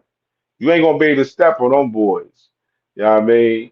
And he better make one of these fights happen. That's all I'm gonna say in general, as far as Richard the Hitchens. Because I'm tired of seeing this man talk about he wanted to fight this guy. Richard Hitchens, he another dude that's just pitching for big fights right now. That's just the fact of the matter. And speaking of Richardson Hitchens, by the way, Richardson Hitchens looked like he's back with Matchroom Boxing. You see him in the picture right here with Eddie Hearn and Keith Conley, his manager. And you see the caption of it saying, back together, 2026 will be huge year, more millions and mega fights. Team Hitchens. Right there from Richardson Hitchens himself, man. So it look like Richardson Hitchens is back with Matchroom. And we'll see how that shit work out, man. We see how that shit work, dog. But I want to see Africa in one of those fights with Keyshawn or fucking Frank. It better be, hey, or both. Hey, you heard my sister. She said you gonna have to fight Keyshawn and Frank. Hey, both for sure. Like we want to see some fights from Africa, man. We want to see that man active, man. Like it's some killers at 140 and shit. Hey, even along with my dog Lee Jackson, he said I want to see Frank versus Keyshawn. Hey, I want to see that too. I want to see all that shit, man. All these guys got storylines among each other. Y'all made Africa and Keyshawn don't fuck with each other. Frank and Keyshawn don't fuck with each other. Hey, make it happen. Let's get these fights. I'm for the matchups. I don't give a fuck if the belt is on the line or not. I'm for the matchups. If the belt is on the line, yeah, I'm cool with it. You know what I'm saying? It makes great will, you know what I'm saying, for the fight. But I'm all for the matchups, man. For the matchups that make sense, it's gonna make money, baby. And these the fights that's gonna make some money right here, man. They're gonna be able to make some money, man, for sure. But you gotta be smart with the marketing and everything too. All right, so let's go ahead and get all right. So back to the card. Let's go ahead and play the next John. Salute to Frank Martin on the win, by the way. You know what I'm saying? And let's get to this next one. I wasn't crazy about this John.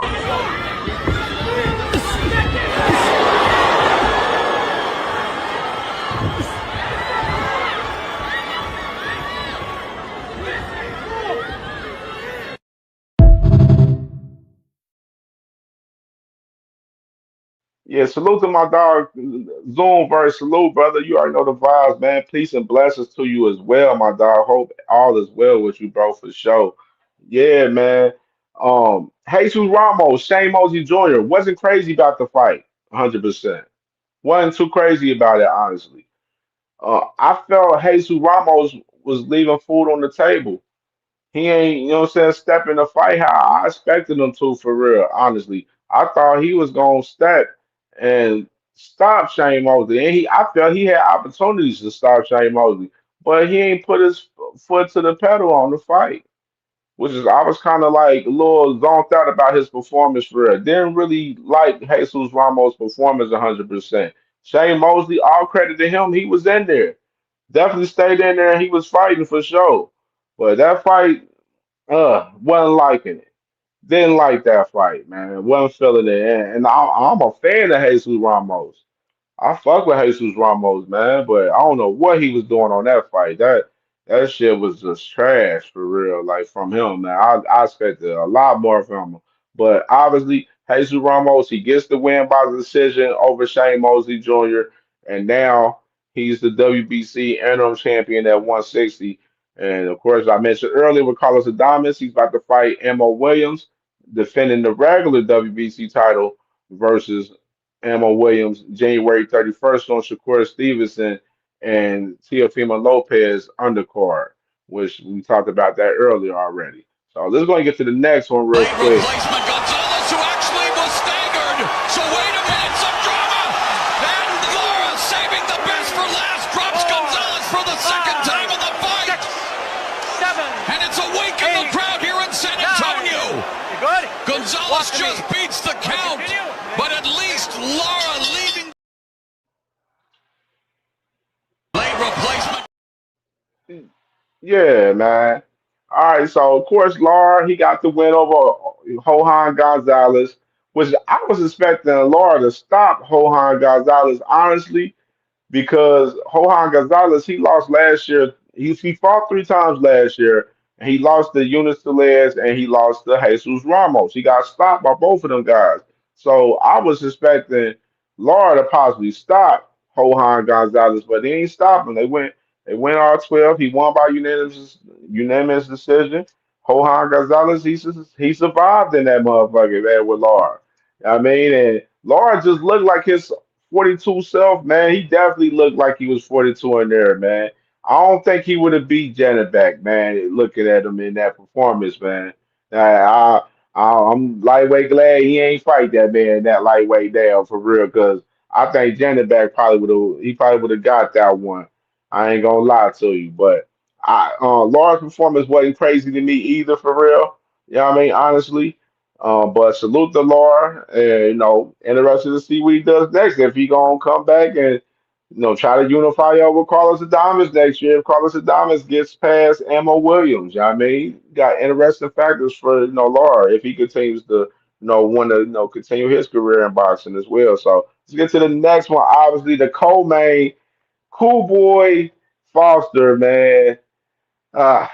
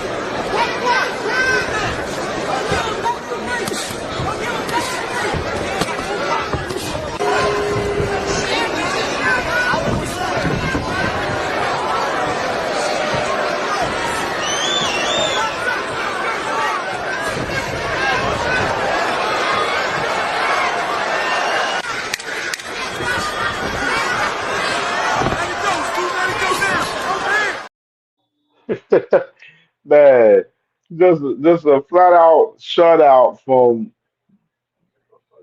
my boy Ashaki Foster, man. Salute to Ashaki Foster, man. Going in there and handle business. Obviously, even with the circumstances with Cool Boy coming weighing at 132 and stuff, that he was supposed to defend his title at 130 for the WBC.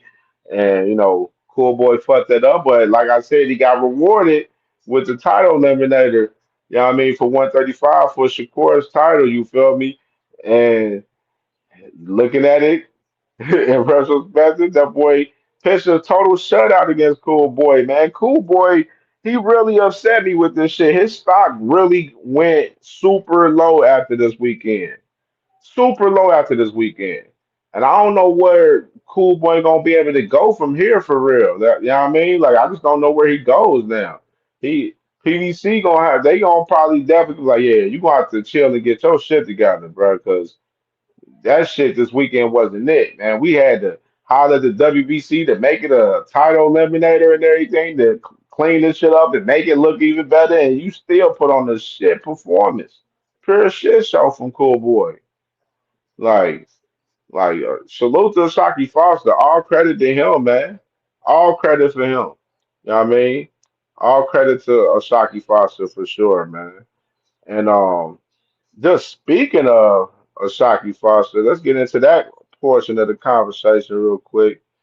It was some nasty work that we didn't say. So, Shocky Foster, he's talking with Shakur Stevenson on Twitter, talking about blah, blah, you next, don't run nowhere, chump. And Shakur, he says, I put, because he was responding to Shakur saying that he put 12K on Foster whole ass right there, right? And then Shakur, he said, oh, I'm so scared. And he responded to Shocky, right? And then, of course, Najee, he makes this point. saying that how he feels about fighting Ray, Shakur feels about fighting him. I don't think Shakur fight will happen right away. Well, y'all already know, obviously know Najee. He been on this, real Shakur fan little train in recent time, and it's been showing really more evident, as time go along, obviously. But I wanted to play this right here real Y'all quick. look at bro like some kind of cold ass second coming of Floyd, but everybody around him, he know in his mind what happened in the gym with me and him several times. Hold up. But And what do you? Because you said that on Twitter too. But when you saying what happened in the gym, you just saying like belt the ass and sparring? Is that what you man, saying? it was a time where why you think he moved to Houston? He wasn't staying in Houston. They was doing their camp somewhere else. That summer he was fighting, what's the guy in the bubble he fought? He stopped him with the body shot. He came to see me before that. Literally, bro, we were sparring every day. I was going to the clubs. I was out there all night. Fast forward, bro, that heat got on his ass. So it's hot down here. That humidity get hot. Belt to ass. He got ran out the gym, and this was a Friday. Hold up. Ran out the gym is crazy, Shock. I ain't gonna lie. He ran out the ring. He didn't want no more. I was putting it on him that day. He do like smoke. I can say that. The next day, they were supposed to fly out. He called me, and we get another session in. You know he what want I his mean? lick back. Like, he trying to get it back. And even when people come in, they laughing, joking about it. They like, man, you put it on. He couldn't sleep. You know what I mean? And it's like, hey, I didn't take it no way. But I knew he was gonna try to come with pressure. He did. He tried. He had K on the FaceTime because I guess he couldn't be there in person while we sparring. Yeah. First 4 rounds, it went the same way, tit for tat, and then it went back to the same. You know what I mean? The same old. You know what I mean?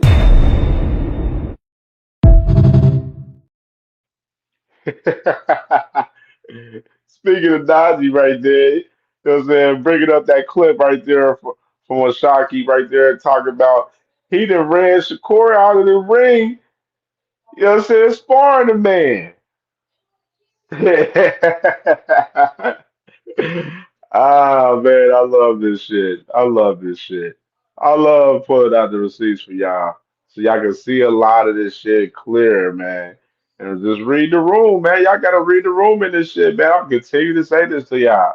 So here come Raymond Ford talking about duck talk. Um, Oh, yeah. Right before talking about Doug Talk, stop making excuses for him. This shit been marinating before he tried to bring Curry in. It don't make sense to go fight Curry and then move back down the way. Why not get me out the way first since I've been talking for 2 years and then go up and do whatever he want? Responding to salute to my boy Dream of Water. He said, I mean, Ray, you can't be mad at him for going after the bigger accomplishment, which is I mean, the fact of the matter, this nigga Ray Ford ain't even in the top 3, and a lot of the decision bodies at 130. Eddie Hearn don't give a damn about Raymond Ford. Eddie Hearn ain't pushing for Raymond Ford to fight Oshaki Foster. They got Raymond Ford going to the damn IBF. So if you wanted to fight Oshaki Foster, you would be going to the WBC, and you're not even campaigning at the WBC for real. You're campaigning at the IBF, my nigga. So pipe down and your ass back. Then you got Shakur Stevenson right here. He said, it's all good, sad, because he won't get an opportunity with me until he fights you. That WBC shit don't move me.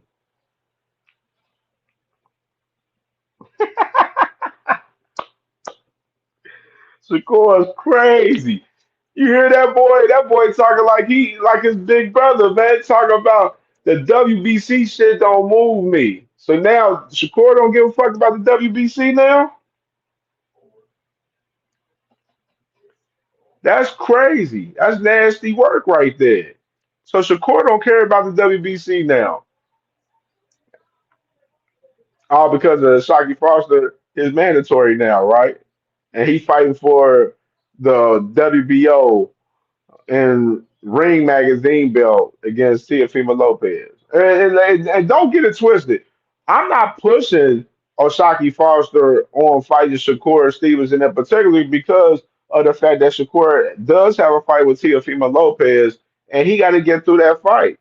But Oshaki has all right because now he is the mandatory. So after that fight, shit, WBC gonna be want to know what's up, and they damn sure gonna be looking at this tweet of Shakur Stevenson. Gonna be looking like, "Oh, you said what?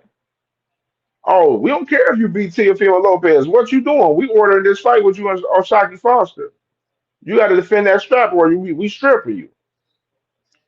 And of course, Stevenson being little brother to Bud Crawford, he gonna definitely make the same move and say fuck the WBC and fuck with the damn WBO and the damn ring belt if he was to beat Teofimo Lopez. Like he's not going to fight Osaki Foster. I'm going to tell you that right now. Shakur Stevenson will not fight Osaki Foster. He will vacate the WBC before he does so. I'm telling you this right now. Yeah, remember this to this day right here that Shakur Stevenson will not fight Osaki Foster. I guarantee that. I'm guaranteed that. Y'all let me know if y'all believe the same thing and if I'm bugging. You know what I'm saying? If my logic is off. Because that's just my logic. I read the room. A lot of other boxing fans gonna read the room in this shit. You feel me? And Ashaki Foster, right here gets a response right here from Ray Ford talking about he tagging Ray Ford. I mean he tagging Ashaki Foster said, you gotta see me, you gotta come see Big Sad first. Responding off of Shakur's tweet, right? And then you got Shock said, shut the fuck up, Goofy. Just say you scared. All these excuses for the birds. 7 consecutive title appearances. Ain't nobody on your resume fucking with me, and you know that. And that Shakur, he was saying that no, then after you beat him, he got 3 losses. He worked at McDonald's. That's the guy who gives me my Big Mac and fries. Y'all getting out of hand. Yeah, I mean, and that's Shakur. No, that's a Shocky responding to Shakur right there, talking crazy, talking about a Shocky gonna be working at McDonald's after he lose the Raymond Ford. Nasty work, nasty work. Like, yeah, when y'all gonna get sick of this brotherly love shit for Shakur Stevenson, dog? Like, y'all be caring that this dude be tricking these dudes out their spots. Like, I'm real curious of that. Like Shakur literally in 4K is tricking dudes out of their spots. He tried to be friends with Osagi Foster. He tried to be friends with Abdullah Mason. You know what I mean? He's friends with Raymond Ford. He's friends with Keyshawn Davis. Even so much that where Keyshawn Davis just signed with Jay Prince and his 2 brothers to be managed under Jay Prince and Josh Dubin. And they fighting at the same division now because Shakur is fighting at 140 still. Like just tricking these dudes out of their spots, out of their position, and having these dudes be up under his armpit like a damn deodorant of degree. This shit be nasty work to see that shit in 4K for real. And then some of y'all Shakur fans, y'all be cool with that shit. That shit be lame as hell for real. You heard my nigga Abdullah. Hey, Ohio runs boxing shit. You know what I mean? Abdullah said, hey, only brothers I ain't fighting is my blood brothers. Shakur and them dudes ain't my brothers. They ain't exempt from fighting. I won't smoke with all them guys. Keyshawn, Shakur, all them. Abdullah ain't on none of that brotherly love shit. We don't do that shit on Ohio, man. You feel me? Trying to trick these dudes out their game, man. Y'all boys better wake up and smell the motherfucking coffee on this shit, dog, with this boy Shakur, man. That boy Shakur be moving weird out here with this brotherly love shit. Real talk. That shit be weird. So and then you got a series of tweets right here for Shakur right here talking about Oshagi Foster right here, talking about Zapata would beat him. Facts. And I said what I said now. Tell that hating ass nigga to come to 135 where he got 2 losses already against bums. He's taking advantage of a natural 122 pounder. This shit don't impress me. I knew the strategy behind this move for real, for real. Nice little bank on this little hating ass nigga. This is Shakur the night of the fight talking about Shaki Foster after Shaki Foster that beat Stephen Fulton. Said he taking advantage of a natural 122 pounder. Shakur Cool Boy was coming for 126, my nigga. He wasn't coming for 122. You said that he a natural 122 pounder, and then the man just fucking was overweight, missing weight by 2 pounds for 130. Like, like Shakur, you have no logic. Like, like, like that's stupid logic right there. Shakur don't be knowing what the fuck he be talking about, dog. Just to add a little bit more context to my boy Ashaki, he said if you really want to make shit happen, put yourself in position to where they had no choice but to fight or duck. One thing about me, I'm not finna do too much talking or begging. I'm gonna put in work. I'm gonna fight whoever to make that shit happen. These dudes just be chatting. That's word from Ashaki Foster, and I'm rocking with him on that. And he put himself in position with him being mandatory. So, Teofimo Lopez, Shakur, they got their fight. It'll be interesting to see what the WBC end up doing with Shakur Stevenson and Teofimo Lopez in that case, for sure. You know what I mean? And he definitely right. You put himself in position to fight this motherfucker or duck him, just similar to like David Benavidez. He was the mandatory for Canelo for all them years, for 3 years, and for the WBC, and the WBC never mandated that fight for David Benavidez. And he put himself in position for Canelo to duck his ass, and that's exactly what Canelo fucking did. You know what I mean? And speaking of my boy David Benavidez, by the way, just to add a little bit more context to David Benavidez, here's the paperwork for T-Mobile Arena being locked in by TGB Promotions and Matchroom Boxing right here for May 2nd. You got May 2nd, Cinco de Mayo weekend. Of course, the fight's been reported with, David Benavidez and Zerto Ramirez fighting on that day. They taking over that Mexican holiday. You know what I mean? On May 2nd right there. So just a little context right there. Of course, Donald Ramirez, he has a fight in January 16th, I believe, against Robert Safer. He get through that fight. It's basically just a little showcase fight, touch-up fight, just to see how he feel after his injury. He get through that fight, then he'll be fighting David Benavidez on May 2nd on Cinco de Mayo weekend, man. So little context right there with David Benavidez, speaking about David Benavidez's name, by the way. And let's go ahead and get to the main shit with Mr. Lamar Roach, man. Mr. Lamar Roach. Oh, all right. Before we go there, let me play this real Wait quick. for the good fighter shot. He the dollar store version of Shakur. That's it. Like, that's it. That boy ain't. I bet I could. I promise you. I swear to you, bro. When I do finally put pause on him, y'all gonna see what I'm talking about. For sure. Woo! For I sure. like the energy shot. Now, hey, that boy said that boy Raymond Ford is the dollar store version of Shakur Stevenson, dog. Hey, I'm crying. Hey, that's nasty word, dog. Nasty word. And that clip right there is from last year, from 2024, from Wasaki Foster speaking about Raymond Ford right there. That ain't a recent clip, by the way, just to add context. You know what I mean, that's how that boy Shocky feel about that boy. But let's go and get to the main John right here. And the glove touch. Roach hit with the left hand. It's a knockdown, and it's the first knockdown of Roach's career, and it happens here in round 3.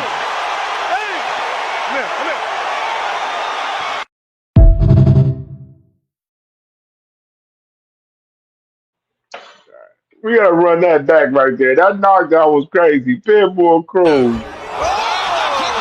glove touch. Roach hit with the left hand. It's a knockdown, and it's the first knockdown of Roach's career, and it happens here in round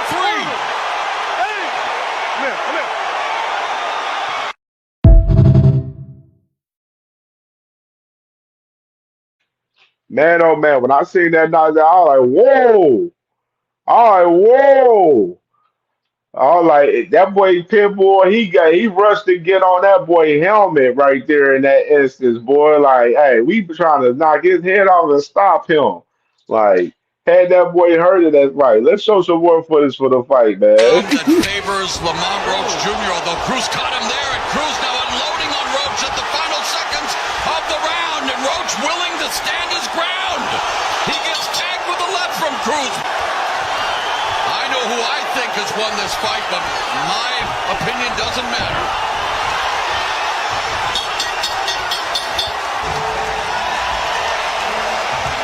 I just think Cruz didn't do enough.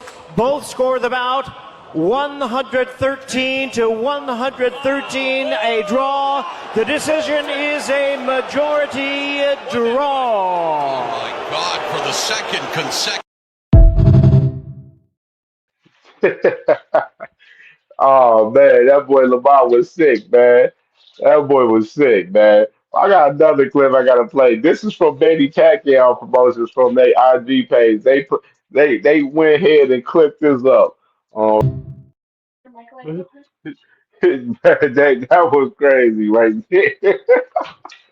Hey, Pitbull sticking his tongue out at that man was crazy, man. I was weak as hell. Hey, that boy Pitbull crazy, man. He crazy. Let me go and drop the link. I'm gonna drop the link there. Drop the link in the comments for y'all. But in general, man, all right, man. Let's talk about this fight. I see people out here, and the link in the comments, man. I'm gonna pin it to the top. I see people out here screaming robbery and all of this shit. Like, bro, ain't no motherfucking robbery in this fight, man. Ain't no robbery in this fight. Lamont gotta stop screaming robbery, man. Like screaming shit like this. Like, well, let me pull that John up, man. Like shit like this. Talk about I'm bringing my gun to the stick up next time too. Fuck it. Like shit like this. Like you crying, you crying saying that you done got robbed, and then you putting that in the atmosphere for other boxing fans to have that same, mindset, that same thought. Which that shit cap, bro. You ain't do enough to win the fight 100%, bro. You gotta take it to the champ fight with Tank, bro. In the fight with Tank, you dropped the ball. You wanted to fight your fight in the second half. You ain't fight your fight in the whole entire fight, Lamont. That's the problem. That's the problem we having. And in particular, daggone Pitbull, he won 5 out of those first 6 rounds, in my opinion. Yeah. And then And he get into the won second, 11 get into and the I second think half of the 11 and fight. 12. Yeah, in the second half of the fight, you got a couple swing rounds. You got no 5 of those rounds probably for Roach. I felt the draw was fair as hell. I thought it was fair as hell. Hmm. And you got some of these boxing fans out here screaming this robbery shit. And I'm like, bro, y'all be dramatic with this shit. Just because a fighter say that it's a robbery don't mean it's a robbery. The fight was even as hell. And if he got a problem with it, run that shit back. Flat out. What's But you good, know D what the Legend? problem is? We got this what happened when you got people who don't know shit about boxing, who go around judging the fight over what the commentator is saying and not what they saying, and at the same time looking at the unofficial scorecard, and plus you gotta look at CompuBox. Come on. They looking at the stats of who threw what, who landed what, this and that. That don't tell the tale of the fight. And that's not how the fight is judged by the judges. You know what I That's a fact. mean? That's That's a not how fact. the fight is judged by the judges. They going to ring generalship, who pushing the fight, who the most aggressive, you know what I mean? Who missing shots, you know what I mean? And just overall presence and feel of the fight. And who look as if they're taking command of the fight. You know what I mean? You pretty much had a fight that was even, You know what I mean? That Pitbull was winning until this referee took it upon himself to take a point away. If it wasn't for Facts, that point being taken away, Pitbull would have won the fight. Plain facts, and facts, simple. And facts. the Like you main said, with thing, that point deduction, yeah, exactly. With that point deduction, right there, hmm if that didn't happen, shit, the judge is probably giving that fight to Pitbull for sure. Like you said, it's okay, babe. Oh, man. Mike was on. yeah, I was yeah, talking to my wife. you good. You all good. You all good. Yeah, and Yeah. so yeah, like I said, I'm always fine with a draw in that fight, man. In particular, and y'all boxing fans out there screaming robbery and all that shit. That shit corny, man. That shit wasn't no damn It's robbery, real man. corny. But you know what the bottom line is this. All them people wanted to see Lamont Roach win. That's what it Absolutely. was. Plain and simple. From Diddy's first toy, boy toy, Mace. Oh man, they nasty work, No, nasty work. hey, you gonna fuck with my youngin? You know what I mean? You gonna get it, yo. It's plain and Hey simple. man, And look, I'm not lying either.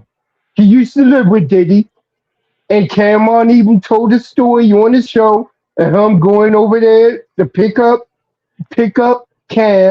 to pick up Mace, and what did he find in the bathroom? A big black dildo. Hey, that's not here. I'm gonna leave it alone right there. But still, though, you know what I mean? People who don't know shit about boxing, who cleave to people because, oh, we believe he could actually beat Tank. No, he didn't beat Tank in that fight.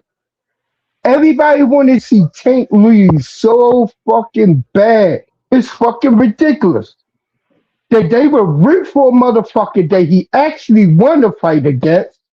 You know what I mean? To beat somebody that Tank actually beat in the fight. That he bullshit draw with Roach. You know what I mean? He still got the referees. The judges in that fight actually went on and penalized Tank. If you look at the scorecards, you'll see it. They penalized them for that knee, even though it was up to the referee's discretion if he was going to let the fight go on, take a point, or call it a knockdown. And there wasn't even any contact at all between Tank and Lamont Roach. But when you go back and you look at the fight over and over again, you'll see Tank won that fight clearly 7-5. You know what I mean? But hey, they made it a draw. But see, in a battle to see who will fight Tank, look what happened. He went out there and got knotted all up. That nigga had hickeys all over his head. His damn lips was busted and swollen. His hand was broken. You know what I mean? His other hand was sore. He walked up on stage and almost fell off the stage at the post fight press conference. man, he Yo, was lumped up, man, lumped up. yo, Pitbull put a beating on that nigga. Pitbull came out there, hey. He ain't have a bruise on him, yo. Not a Yeah, mark on man, him. Pitbull got a hard ass motherfucking head, yo. for That real. little motherfucker got hard head, yo. For real. That nigga hit hard. And he plucked Roach when Roach went falling back, yo. I was crying laughing. That shit was so hilarious, yo. Hey, all y'all talking about he gonna go in there and knock him out. Yo, ain't nobody knocking out that See, motherfucker. you know what You was gonna have to interesting get about that that, nigga D with an Lens? Let me uppercut. say that, D Lens. What was interesting about that was the fact that he kept the whole entire build up, and even during fight week, he kept talking about he was gonna be the first one to stop Pitbull and all of that. And you look at the fight in particular, Lamont. He like fight on the inside. I think Lamont fight decent on the inside. I ain't saying he one of the best and none of that, but I think he fight decent on the inside. and he wanted to fight with Pitbull on the inside, which is Pitbull. He all game for that. Pitbull, he all gas no brakes. Pitbull tailored Yeah, off in the second half, that's where what I he felt like go he took for. rounds off. I feel like Pitbull took some rounds off. Honestly, Yeah, you know what I'm saying? He tried to claim that he was, on some outside boxing type shit, but I ain't Pitbull. I'm not going for that shit. Nah, I'm not jacking that. Nah. uh-uh. The Pitbull took a couple Pitbull, rounds off in that second Pitbull's, half of that fight for real, mm-hmm. and then he was trying to gas up for the championship rounds. Yeah, that's what it was. That's why he was ready to go. And when it got to 10, 11, 12, he was ready to go. You know what I mean? But see, Lamont was trying to go back in his shell and box, but he couldn't. That hand was fucked up. You know what I mean? And that's something that people ain't paying attention to. Go back and look at the 10th. Then when it got to the 11th round, he ain't pretty much do nothing. He really couldn't put nothing on him. You know what I mean? Not that anything he was throwing at Pitbull was hurting Pitbull in the first place. You know what I mean? Tank showed you with one hand. The key to beating Pitbull is to box his ass. And when he only had one hand, he boxed him on the back foot. I believe that was one of the best fights that I've seen Tank box off Man, the back foot with a pressure fighter constantly coming and swinging. And his defense was off the hook because he that gotta be was, one of my favorite fights from Tank, honestly, for real, oh because he man, showed his skills for real, honestly, in that fight. yeah, he showed some defense. He ain't sit back in a fake ass show like Shakur. You know what I mean? He was bobbing, weaving. He was bobbing, he was weaving, he was making a miss, and he was coming back with he was coming back, throwing that right, trying to come with the uppercut on the right. You know what I mean? And then shooting it, he was coming with the uppercut, shooting it, and then he would weave around and come back and throw the right over top to try to hit him with a hook on the side. Tate was boxing his ass off with one motherfucking hand, yo. One hand. That was beauty to behold. That was beauty to behold watching that fight. Seriously, Man, man. I was like, so oh man. He had what? He had like, and he had longer with one hand to fight than Lamont Roach. I think Lamont Roach may have hurt his hand in the ninth round because at the 10th round he weren't the same. He was trying to go in box, you know what I mean, but he couldn't come back with that power hand, with that brick hand and throw it back at Pitbull to try to put anything to keep him off. You know what I mean? So he was trying to jab, but there's something that people don't want to admit. Lamont Roach don't have no footwork. That's why Tank in the first fight with Tank was boxing all around him from round one to round seven. Tank he moved all around Roach. He hit him from different angles and he stayed busy. You know what I mean? He was bobbing, weaving, his defense was on point, and he was missing him. Lamont Roach was missing him, and he was plucking him. That's when Tank went on and said, I'm gonna make this a little bit. And then once he started going with the high guard and started fighting him on the inside, you know what I mean? He was killing him in the body. The problem was Lamont Roach trunks was pulled up above his fucking rib cage and shit. That shit crazy work, man. How you yeah, gonna let that man get he in the did ring? this fight the other day too. Yeah, how you gonna let that man? How do you let this man constantly get in the ring with his damn trunks up to almost his rib cage, yo? It was way above his belly button, man. Way above his belly button. I believe Lamont Roach ribs probably was hurt from training camp. You know what I mean? He was already tender. That's why they keep his ribs up because he weak in the body. You know what I Man, mean? so we got this report right here from Brunch Boxing right here, um, coming from Gary, his promoter right here, basically saying that Lamont wants to pursue the rematch with either Tank Davis or Pitbull Cruz. And of course, we seen the recent tweet with Tank, of course, man. Tank, let's go and get into it. So Tank was in his bag on Twitter the other day, man, going, going crazy on Twitter. And just a little context to this situation with Tank though on Twitter though. And no, I'm gonna be critical a little bit of him because it was a couple things I didn't care for what he said. But in particular with this though, this was Ray Jackson. That's my one of my guys on Twitter. You know what I'm saying?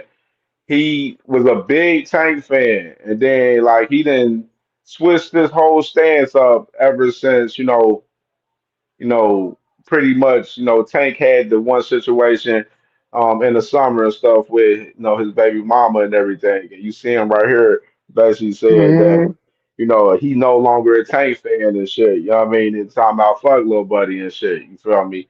And then, just to kind of add little context right there with that Mhm. situation, Ray, he going that Tank on Twitter, like, man, going at him, supporting Lamont Rose, supporting Shakur Stevenson. He one of the guys that kind of put shit in the air with Shakur Stevenson being the face of boxing on Twitter and shit like that. And people start running with that shit. And then you got Shakur Uh, saying it in the damn interview with Najee and shit. You know what I mean? So, like, that, no, Ray Jackson's been he switched his whole total stance from Tank Davis for sure. And the boy Tank, he called that boy Lamont a gatekeeper. That's it. You know what I mean? mhm. Saying that boy Look, he a man. gatekeeper. And You then know, right here speaking about Pitbull Cruz right here, they just said shit, why you ain't barked at Cruz?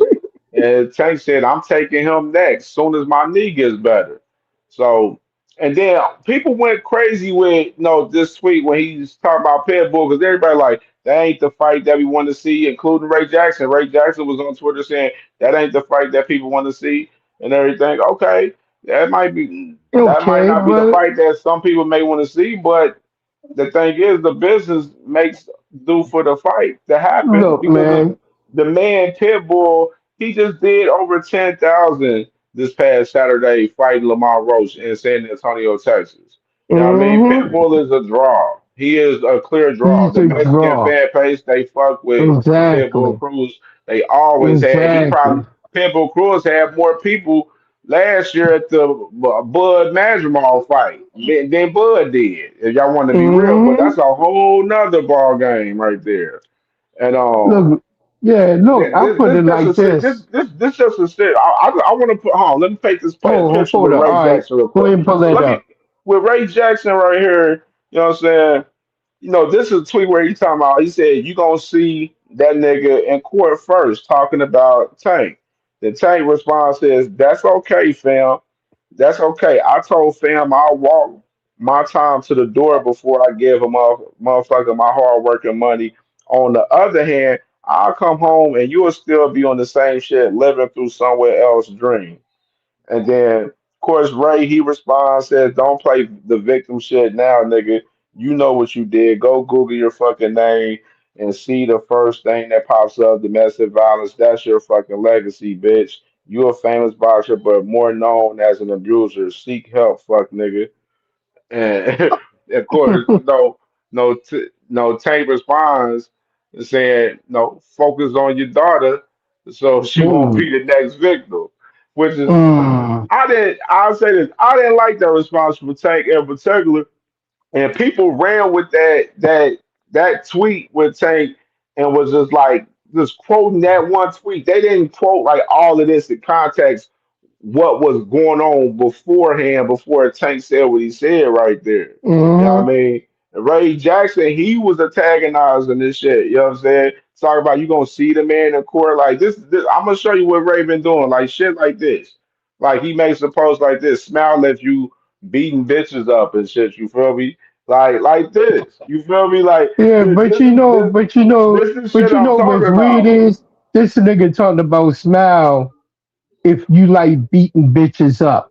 Okay, number one, you already put yourself in the mix because you up here calling women bitches.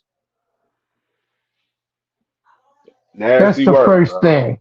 That's nasty work. First thing, you calling women bitches. Number two, there's only been one person who Tank have had any problem with, any female he have ever had any problem with, and that's his BM. You know what I mean? They got this thing going on with him where she do shit to him. You know what I mean? And they be going back and forth. You know what I mean? But far as like physically being beat up and shit, there's never been any evidence of that. Every time the cops come, she ain't got no marks on her. He ain't beat this nigga a world class boxer, man. Come on. You know what I mean? She called police, they come, she not even injured. She saying he hitting on her. If Tank hits somebody, if he loses control, what's gonna happen, yo?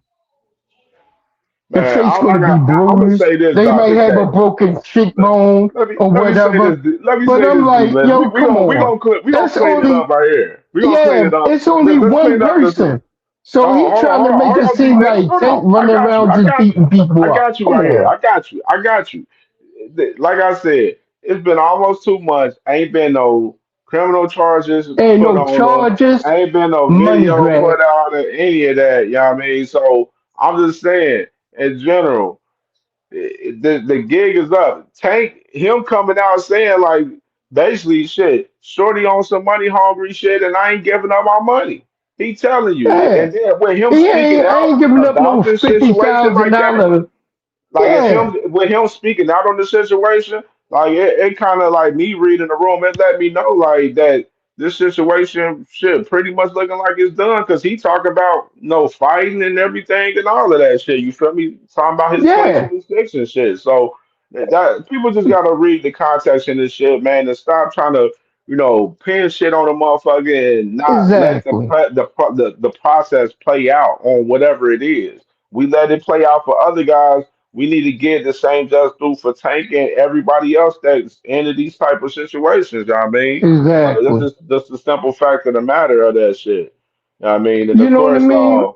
now this right here, this tweet right here, I gotta say I didn't like this. I gotta say this, but I know why he said it though. God said, Yeah, I know the too. game missed you, broski. The shit's That on was bum one right now. He yeah. said, fuck y'all. And you That's see one of them niggas. Ray Jackson at the bottom of it, talking about Devin, Shakur, T.O., Ryan, and Roach all done passed you up in the boxing game. Like Ray is acting crazy. That's my dog. I don't know what he on, but he acting That nigga crazy was, though. you know what? That nigga But Check taking a did this secondary though. paycheck. But Check did this though. I understand why he said "fuck y'all." The reason why he said that is because he do feel some type of way about people. Some people feeling like they turned their back on him, but the people he's talking about is Ray Jackson. He's talking about Yeah. him. Ray Jackson was a big Tank advocate on Twitter. Like, I even along with myself, I remember around, Tank and Frank Martin week, Tank and Ryan Garcia. Like that boy was big on Twitter talking about those two fights around Tank and everything. You know what I mean? And so when he say fuck the fans, he say fuck y'all, he's talking about the fans like Ray Jackson that was a fan of Tank Davis, and now He he's ain't fans talking of about Lamont anybody Roach and that turned Shakur their back Stevens and on him. then Devin, all these guys that's attached to Tank pretty much now. You feel me? You know what Yeah, I'm he saying? talking about That's anybody what who Tank is turned their saying. back on him. That's what he talking about. And he not Absolutely. talking about his fans. He talking about the ones who turned their back on him. And that's also something he's saying to the clowns like Jackass Willie and shit. And other people like that. You know what I mean? He talking about them. He ain't talking about his fans. You know what I mean? His real fans, the people who ride with him. He ain't talking about his homeboys. You know what I mean? He talking about look, in Be More we got this saying is be more. Fuck all y'all hoes. You know what I mean? All y'all whores. You know what I mean? Talk about it's us against the world. plain and simple. You know what I mean? He go back to that mentality. That's that mentality that she saw in the ring when he beat up Pedraza, when he was going around on his, you know what I mean? That was Tank. That was that Tank. That was, you know what I mean? That was that bravado Tank. So now he's going back. He's going back to that type of mentality, and that's where that beast is. You know what I mean? So when it comes to him and his next fights, he about to demonstrate on people, and he haven't even really gotten to his bag yet. The only Right. thing, D the was thing my with boy D Roach, was. You see D was comment. He said bro switched up crazy is sad because it tells me a lot about him for real. Yeah, bro. Like you see these people I seen fans of Earl Spence after he lost, and hmm these dudes is Bud Crawford fans now. Like we see this shit a lot a lot of these guys in boxing for real. So a lot well, of shit don't yeah, really, it don't really, pass me for real on a lot of this shit for real. Because a lot of these fans, a lot of these dudes are fan weather fans. They trying to be where the yep, shit is hot. You know what I mean? And knowing that Tank is still the fucking guy in any fucking circumstance, he's still the he the guy. king. He the You know king, what I right? He's mean? still The the women king. popping out, when Tank popping out. When Tank fighting, the women popping out. Ain't gonna be many women popping out to see Teofimo Lopez and Shakur Stevenson. Man, ain't nobody going to see that fight, man. Sugar and sweet, man. Come on, yo. And I want the fight to do well. Let me tell There's some everybody, corny I niggas, ain't yo. shitting on the Them Tio and niggas is Shakur fight. corny. I want the fight to sell out and do well. It's just in my opinion, I don't feel the fight is going to sell out and do well. That's just my Man, opinion. that fight ain't going to do shit. You know what I mean? They going to be in that little tiny ass ballroom in Madison Square Garden. Don't get it twisted. This ain't the main floor where the Knicks play, Nah, they said which they is gonna be where where it they would playing. be at. They gonna be where the Knicks at. That's where they said they You gonna know be what I at. mean?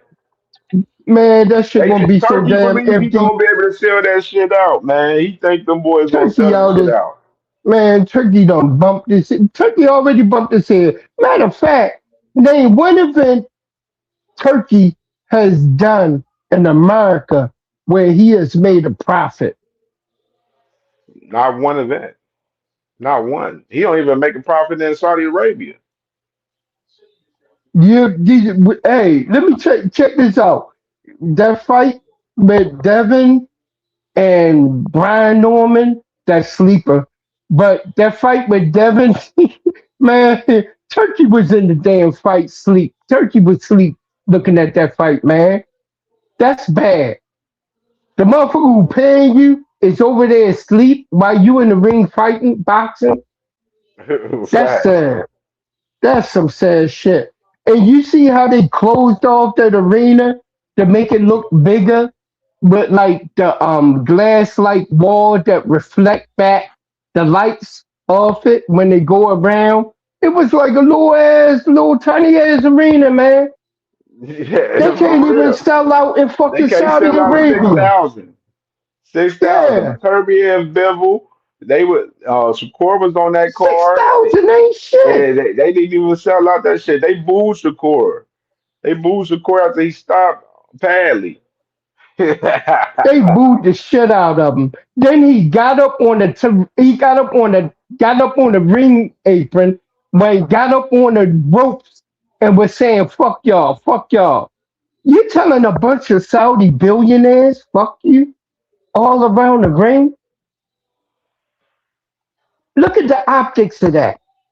They're trying to pull you in so you can have a benefactor to pay for your shit and pay you so you can get paid. All you got to do is go along and get along.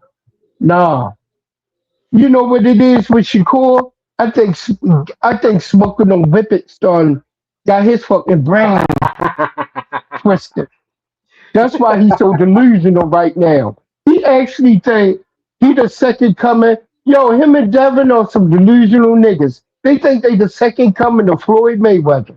No, check this right here. So I got something to show y'all right here. So I ain't even want to Oh, get the not clip. I just Park, wanted to man. show y'all Not this Mr. right Bad here. Knuckles himself. So you got Paulie Malignaggi right here. They was doing a segment on boxing scene the other day, and he says Tank fights the guys that delivers my pizza. Fans want bigger names, bigger challenges, and the pressure is starting to build.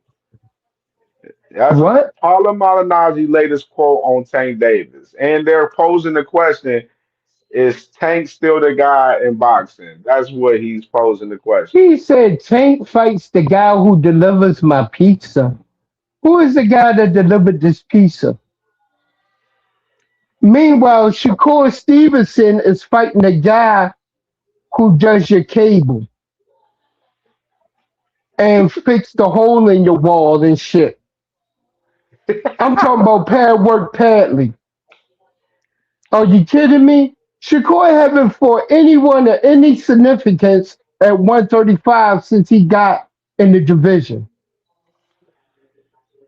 Talk about it. Except for for what's his name? Whatchamacallit? You know what I mean? The guy who has no power at all. Throws over 1,000 punches a fight with no power. The Pater. But yet he's a Pater, but yet he clipped Shakur and he stumbled. He got a little bit of pop, but he ain't got much pop. This nigga didn't sit on none of his punches in that fight. And that just shows you just how susceptible Shakur is to one good punch from a puncher. Now you see why he runs in the ring and box and jumps back all the way like 3 damn feet every time somebody come at him when he boxing. Hey, He I like can't I like stand the this from J box. Bear right here. J Bear, he said, "How when Tank fought more champions than his opposition?" Facts.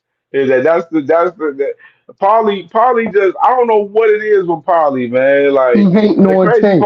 the crazy He part, hate Paulie Tank ain't like even he bought. hates Floyd.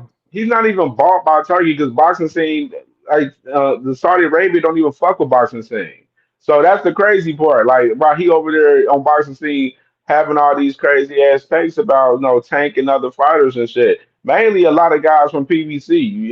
If people notice, like he really got Well, like a real sour feeling against PBC since they fired his ass. You know what I mean? Because he was talking that racist shit on PBC platform. You know what I mean? So like Riley and then Paulie, you look at his damn daggone career, Paulie, you ain't fight all dogs. You was getting your ass whooped. Niggas was putting belt to you. You just got you won your little bare knuckle shit whatever, but shit you was getting getting belt put to you in the damn bare knuckle fight that you was just in. mm-hmm. So I'm just saying like probably just be on some straight bullshit propaganda against Tank and he don't keep this energy across the board for everybody. Cause if you Look, look at man. these guys' resumes, and I've already exposed these niggas' resumes, Tank got better resumes than all of y'all favorites out there if y'all want to talk about the Devins, the Shakurs, the TOs and shit, his resume is stronger than them guys. You're right about that. You go ahead and look at that resume. Who do Devin? Only person Devin got on his resume is Lomachenko, and he was a hype job,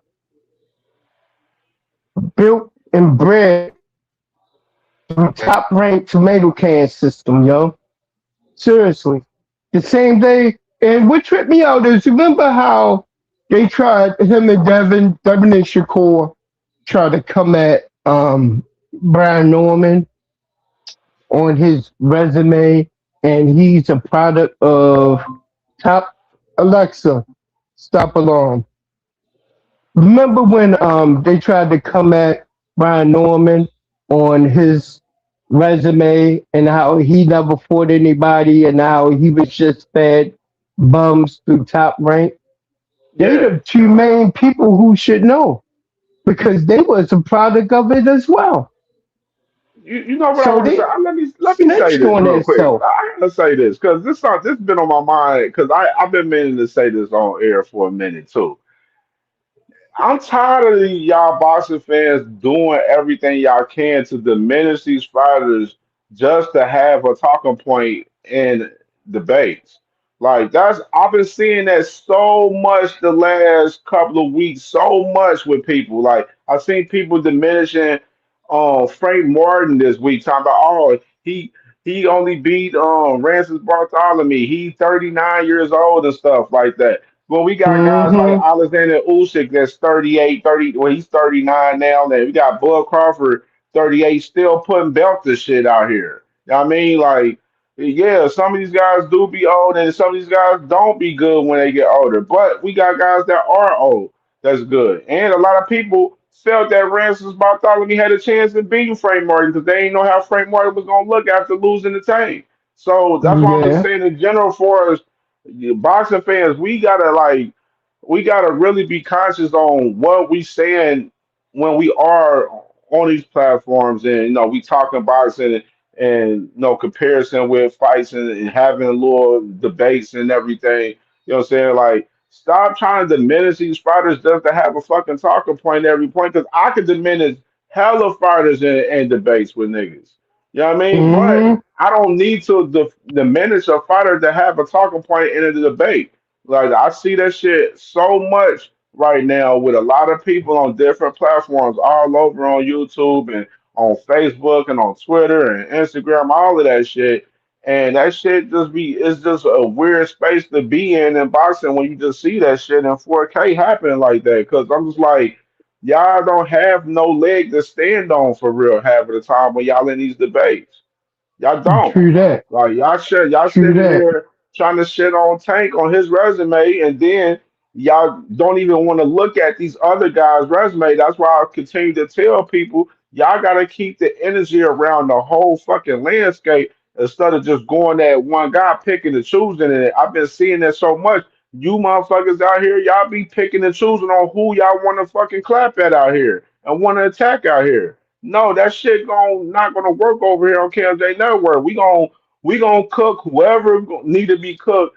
That's why I said it's a difference, a big difference between criticism and hate. We giving up criticism over here. Ain't no fucking hating. We don't hating Mm-hmm. on damn Devin Haney. Devin Haney don't move me to hate on him on my daily basis. No, We don't hate on that no ain't damn hate. Shakur Stevenson. We don't hate on none of these fighters. You know what I'm saying? Even if I don't fuck with you, I don't hate you. You know what I'm saying? Like I think that's extreme for me to say, hey, I hate you boxing Hate fans is though. a I can say strong that. word. Let me say that. I hate some of you boxing fans out here. Like I can say that for sure. Like I really hate some of you boxing fans. So some of you guys is corny as hell. Y'all don't have no talking points, no leg to stand on coming up on these platforms. That's why half you motherfuckers be scared to come up here on KJ Network and even talk for real half of the time. And just see you guys, y'all just segment out here. Y'all don't have no logical talking points. Y'all guys are trash. Y'all just completely garbage for the fucking sport of boxing. And I don't even be wanting you niggas to be fans for real because y'all not real fans of the sport for real. Y'all just No, they want to not. big up and dick eat for y'all fucking favorite fighter out here. Like that's all Yep. y'all doing. Y'all dick eating for y'all favorite fighter or y'all favorite company or whatsoever. Like niggas dick eating for Turkey Island Sheik and shit. They hating on PBC all the damn time. Yeah. Oh, Al and them ain't gonna do nothing. They going broke. They this PBC that and all of that shit. And PBC's been here standing strong 10 years plus. They've been saying PBC going broke for 10 years since they existed, and they still here. Like, you know what PBC I'm ain't saying? going Like, people nowhere. hating on PBC, like, hating on other promotional companies, all this shit. This shit it's just a weird space in boxing to be in. You know what I mean? Some of you guys are not real boxing fans. Some of you guys are fucking frauds. Y'all are clowns. And y'all get exposed Yeah. every time and be emotional when y'all get exposed. Yeah. They be like Carl Thomas. I seem to hurt. Facts. Let me stop. Let me stop. I ain't trying to be Emotional as up here hell. singing Carl Thomas emotional and I can't let go. Yeah, That's what that's did the me, man. problem. I was like, yo, how can you go ahead and say something about this man's resume or that Brian Norman's resume when he came from the same congruent camp that y'all came from? You know what I mean? Exactly. I'm And like, this yo, the y'all thing, D just Link. They hurting gotta under yourself. these fans don't know how these fights are made and they don't know how these fighters are built. Yeah. All of They these sitting up fighters there started hurting so you gotta themselves. start somewhere. We ain't talking we Yeah. don't We don't talk about it enough with Devin Haney in Mexico fighting a whole bunch of Mexican bums up there in Oh Mexico, hell starting yeah! off And his he's career. supposed to have like 1 or 2 losses in Mexico before he even started fighting here. And that he paid. Damn, that which we call them supposedly paid them off to go ahead and Yeah, sponge that and the loss crazy part, off. I don't even give a fuck if Devin Haney did whatever he did. I'm just saying in general for all of these fighters are You built a know, it's certain all the way. beginning. They're all going to fight certain fights on the come up. That's just the fact Yeah, of the matter. Everybody's and, going to have different fights to build them up, different yeah. styles to build them up So you're to gonna into have, championship yeah, contention. That's just how the game goes, because and you're people gonna have have us as fighters. boxing fans have to understand that shit. We don't You understand that shit because all of y'all boxing fans, all y'all want all of the fighters just to be in bangers after bangers after bangers, and that's just not how this shit works. it Even don't as start off prospects, like that. It like don't I see start off everybody like want that. to. Yeah, I see people want to put Scooter Davis fighting Kermel and all of that shit. We know as boxing fans, those fights right now in that era, in this new era, it's not going to happen right now. They want to No, materialize that shit into bigger no. fights for the future. That's just like They it's just they in the different beginning ways and different shit stages. that happen in the game. We have to understand that as boxing fans. Yeah, Boxing they in the outcome, beginning. man, was good, bro. Yeah, What's they a lot good? of them What's in the good? beginning. Hey, what's up, bro? What's going That's on? that's exactly what I wanted to add to this subject. I hear you talking, and one of the things that I wish that we could do, right? Um, in America, as boxing fans, is instead of trying to push American versus Americans, we need to help these boxers understand that there's a bigger world out there, that they need to travel to the UK, that they need to expose themselves to other audiences so they can get more fans, and to represent our country and our continent in other places of this world. Um, so I think it was like Shakir's cousin. He said that he's like, "Yo, where Eddie at? I would like to fight in UK, this and that. Make some fans out there." There's certain fighters out there that have that mentality, but us as boxing fans here, we need to push that narrative. We need to sometimes it is going to be exciting. Obviously, we want the best to fight the best, and we as boxing fans here in America, we say we the best. You know what I'm saying? So we say, "Hey, our best fight the best out here." But we need to also push the narrative when we have young fighters such as Abdullah Mason, who we are proud of. He went over to Saudi and he got himself the belt. There's a lot of young fighters that could be doing that could be traveling, that could be exposing themselves to a bigger audience. Yeah, I kind of agree with that to an extent because when you go overseas and travel to certain places, there's some things you're gonna have to. Number one, you gotta check out and make sure that you protect it when you leave America and go to other countries. You know what I mean? And I'm saying this seriously, wholeheartedly. Another thing is you have different things that go on. We all know that boxing is a dirty sport. And over in the UK, you do have a lot of fighters who are testing and popping dirty left and right. You know what I mean? And it's not for like Ostarine. We talking about steroids, steroids, steroids, to quote Floyd. So it all depends on them having to come over here. I'm for that. Why? Because they will have to go here and be acquainted with the system over here. Whereas though they're going to have to be tested before the fight. Everybody gets tested before the fight. Fight's got to be even. You know what I mean? It got to be even, Steven. You know what I mean? Because there's been fighters that went over to the UK and who end up being set up. You know what I mean? Put in a fight with someone who's pop dirty after the fight, but the damage has already been done. You Fact. know, That's true. Yeah, yeah. you know. Let me add to that. Cause I want to add to that because I say what outcome. Yeah, I definitely I rock with what you said as far as these guys exploring other options, but they already like if you look at it the landscape, they already are. You see other companies sending their guys to fight in the UK and fight in Saudi and stuff like that. That's already happening in play.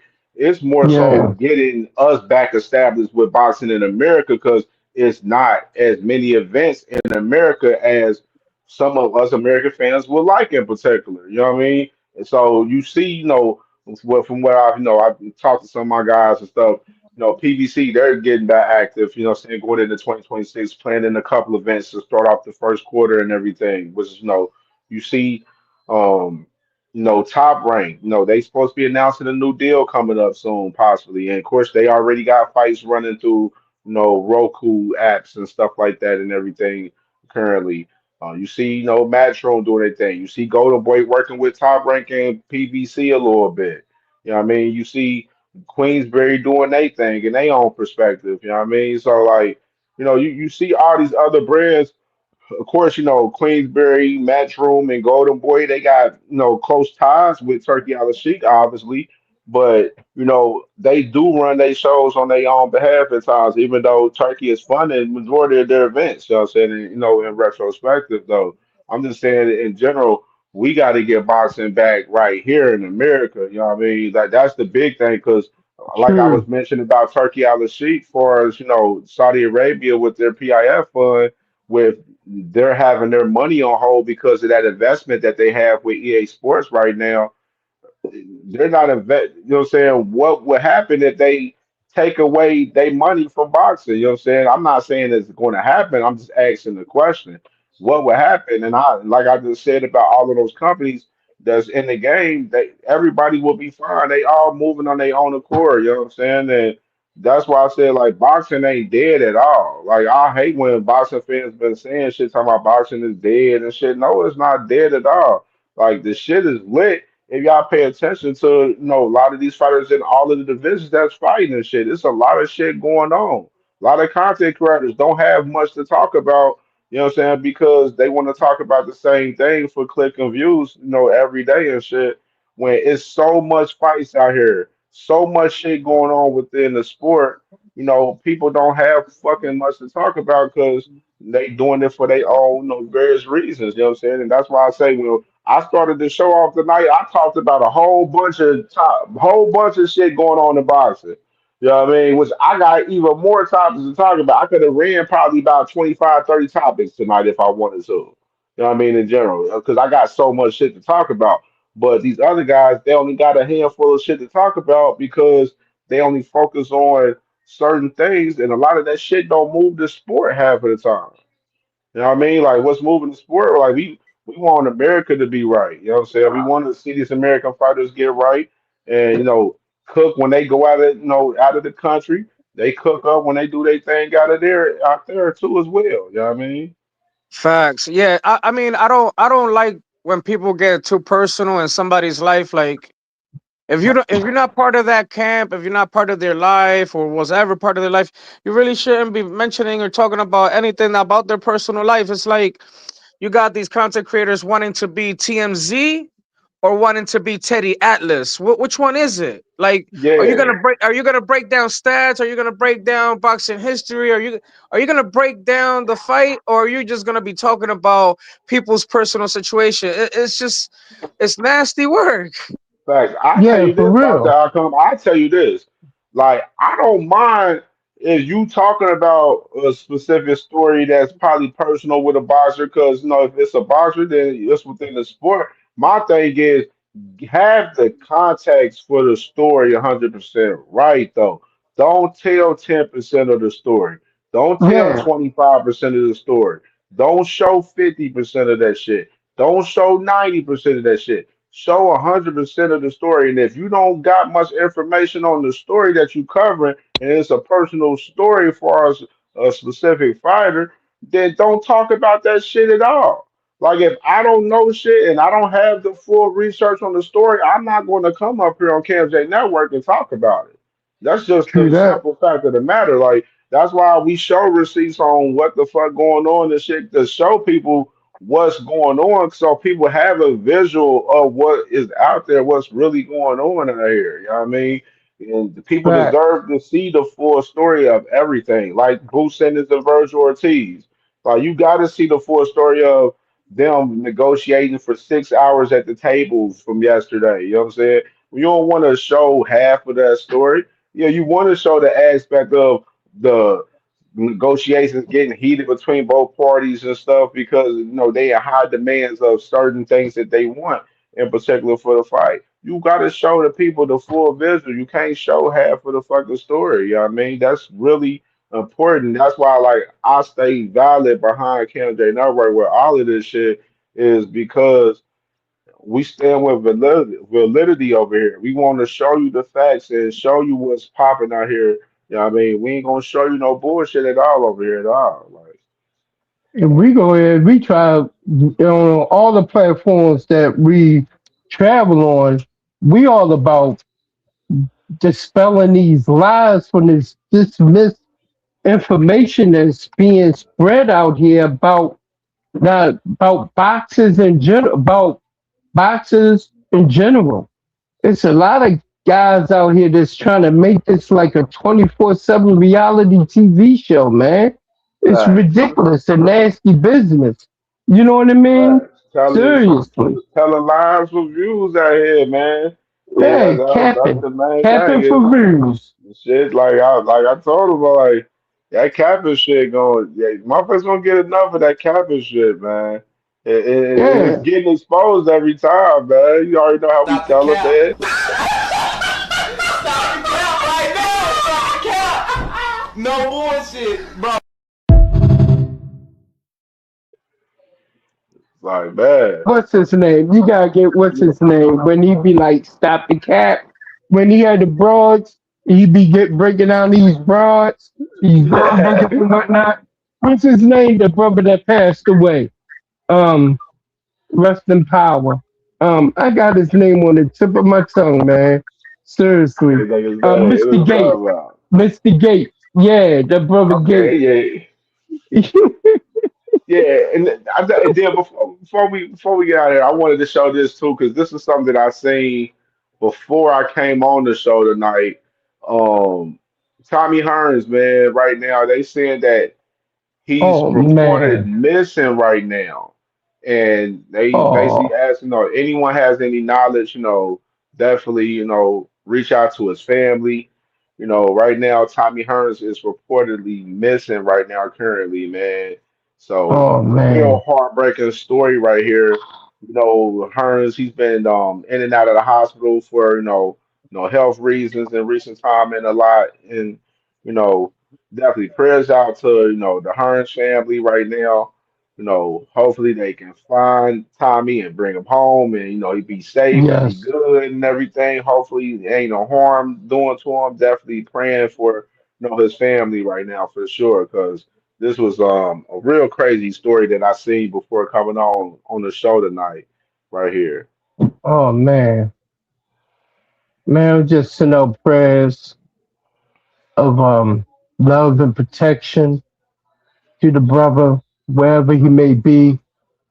And we pray that the Most High will lead and guide him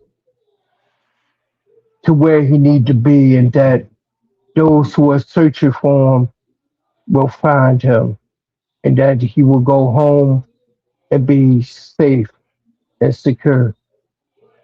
You know, Facts. just give thanks and praises, and we know that's going to be those prayers are going to be heard, and we pray the brother definitely. He is a Hall of Famer, and more than that, he is one of my idols I looked up to coming up during that era with his battles with Hagler, Leonard, the Beast Mugabe, and all of his fights. And afterwards, he came out and he definitely was the type of human being that we all could look up to aspire to be for his generosity and all his other things that he did. You know, it's just he and I was just following him on Facebook and seeing that he had came out of he had just had surgery and he was going through some health issues and just hoping that he's going to be okay. We just praying he'd be okay and he'd be able to be back with his loved ones and where he need to be at. You know, Facts, facts, and that's facts. another thing that people gotta look at when you're looking at these fighters of this generation right now, with the destruction of what they're trying to do with the Muhammad Ali Act, and the fact that a lot of these other content creators are not talking about the significance of this, and it's like mum's the word, but every 5 minutes they got tank out their mouth in a disparaging way, and they bigging up in their favorite boxer, but not looking at the fact of where these boxers going to end up being in the future. And when you have TKO and what they're trying to do with boxing, just look at the fact that you're going to have a whole lot of other boxers out here suffering from CTE, and their health insurance is not going to be good enough to cover them, you know? So to be paying these boxers even less than what they get now, what they really do need in order to be able to be self sufficient. And just think, we had Bud Crawford up here using the WBC belt in a political way, and Suleiman up here saying that some of his sanctioning fees go to help boxers who go through their ailments and their hospital bills, and so that they can take care of boxers later on in life. And the way they're going right now, those protections and funds are not going to be around. It's a sad situation. It's a sad Definitely, man. situation, Definitely. you Boxing know? outcome, man. What you think about this boxing outcome? As far as the news, Yeah, with Tommy. I like man, I hate when certain things like this happen. I feel like, we need to take care of our elders, bro. We always there's always got to be somebody there, man. You know what I'm saying? Even if they don't like it. Like, I had a grandmother that lived up to 99 years old, bro. We were gonna celebrate her 100th birthday. And we didn't get to do that, unfortunately. But the blessing was that I got to spend so much time with her that I didn't even have to cry during the funeral, because I felt content with myself, with everything I was able to do for her and the time that I was able to spend with her. So I feel like we got to protect our elders, man. We always got to look out for family. And I just, like, I would like to, I gotta read up more on that story. I gotta look into it. But you know we need to make sure that we're with them kind of people that you just don't know, anything can happen to them. Even a fall, or a trip and fall, can very well leave a elderly person unconscious and that sort of thing. And with so much crime and so much BS happening in the world, we don't know what's going on or what happened. So it's unfortunate. It's like a for me it's like a mystery. I need to read up on it, but it's sad, bro. Yeah, man, it's definitely crazy, man. Definitely, is. Like just kind of point with D Lynch what he was saying, for us, the fighters, man. It's important for us, to protect some of these fighters as much as way, and with the revival act and stuff, they're trying to take some of that away from some of these fighters and stuff for us, the protection. So it is real key to give these give these fighters they flowers while they're here, You know what I mean? And we gonna stay prayed up on Thomas Hearns coming back. You know what I mean? Make sure that he's good and he come home and be safe and hopefully he be found and be good. You know what I mean?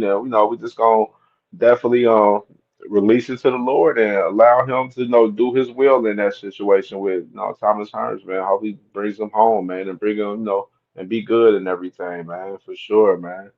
But salute to Yes. y'all fellas, man. Sure, man. This was a good one, man. I'm about to go ahead and close it out, fellas. Salute to All right, y'all Right, coming man. brother. on, Salute. man. Join your boy, Peace and man. Salute to blessings. y'all. For sure. You already know the vibes. All right, brother. One love, peace and One blessings. love. You already know the You vibes, know, brother. God bless. We had a For good sure. show. You know what I mean? It was good. I was hoping D1 would have popped up here or even Jab, but Yeah, D1. you They know. probably busy. Yeah, they Oh, just I probably know. probably in the cut. I can see KO is on right now, and I think one of his talking points was it said something about Javante Tank Davis cleared Oh of shit. all, Yeah, and then I'm about to check you know him what out I over mean? there. I'm about to Yeah, go check him out over there. I'll meet you over there. All All right, right, bet. Yeah, for one sure. love, One love. You peace. already know the vibes, man. Yes, Yeah. sir. Ha ha ha. That's what we got. All right, so y'all already know the vibes, y'all, man. Hey, another banger show. You already know we covered a lot tonight, man. Appreciate everybody that came through, supported, what I'm saying, your boy on the grind, man, for sure, man. This was definitely another lit ass show. And we're gonna have some short clips, we're gonna have some videos dropping from the show as well, man. Just to add context, man. I miss y'all. I gotta say I miss y'all, man. I definitely did, man. What I'm saying? Just had to take some personal time, man. Life be life and the stuff for all of us in the world and everything. And you already know, God is going to continue to do His will for us and push us through, everything that we have going on, all of our trials and tribulations. Just make sure you just keep God first and continue to trust in Him, and definitely always put your faith in Him because He always going to do His will for you for sure, man. And I'm a living testimony of it for sure, for sure. You know what I'm saying? We know life is crazy out here, especially around these holidays, man. Bills, trying to get the kids together, Christmas, all that. I already know, man. So salute to everybody, man. Definitely, man. Content dropping, like I said before. Um, Read the Room, episode 5. Go watch that on Jag Queen Boxing channel, man. We cooked up on that, man. It was a great show from us again, man. So that's one of the hottest segments out in boxing, man. So make sure y'all go to my sister Jag Queen Boxing's channel and watch Read the Room and watch all of the content that she got. She had Shadeja Green on the channel last week, so support my sister, man. My sister definitely working. She grinding over there, man, for sure. And subscribe to all my peoples, man. D1, Uncle Cash Sports, the best boxing historian in the game. My boy Cruz was in the building earlier as well. Sister Quee. You know what I mean? Boxing Outcome. Subscribe to Boxing Outcome, man. He got a channel, man. I've been watching him cooking up over there recently. You know what I mean? So subscribe to my brother, the Boxing Outcome as well, man. And you already know we live in the rec every Wednesday, man. 6:30 p.m. Eastern time. Sorry, but not sorry. Boxing Talk Wednesdays, man. This was another great one. I love y'all, man. I'm about to go ahead and give you something to eat, relax, get myself ready for tomorrow and all of that good stuff and everything. Hope everyone have a blessed night, man.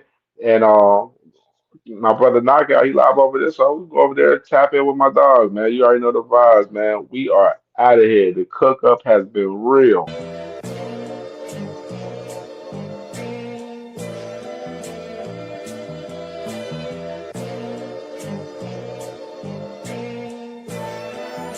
All my life I had to be patient. Like Meek Millie, I was dream chasing. Finger to the law when I see haters. Oh, the feeling when you tell your niggas we made it. Ooh, baby. Ooh, baby. Ooh, baby. Ooh, baby. It's showtime like Kareem Lakers. I make a masterpiece, scene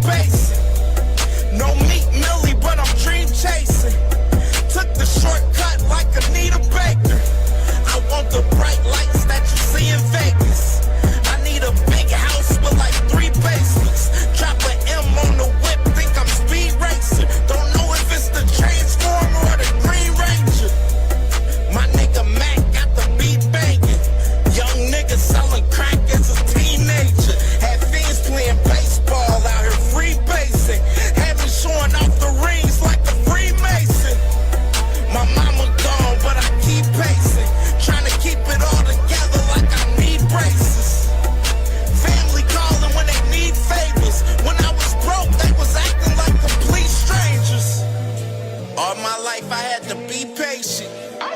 Like Meek Millie, I was dream chasing. Finger to the law when I see haters. Oh, the feeling when you tell your niggas we made it. Ooh,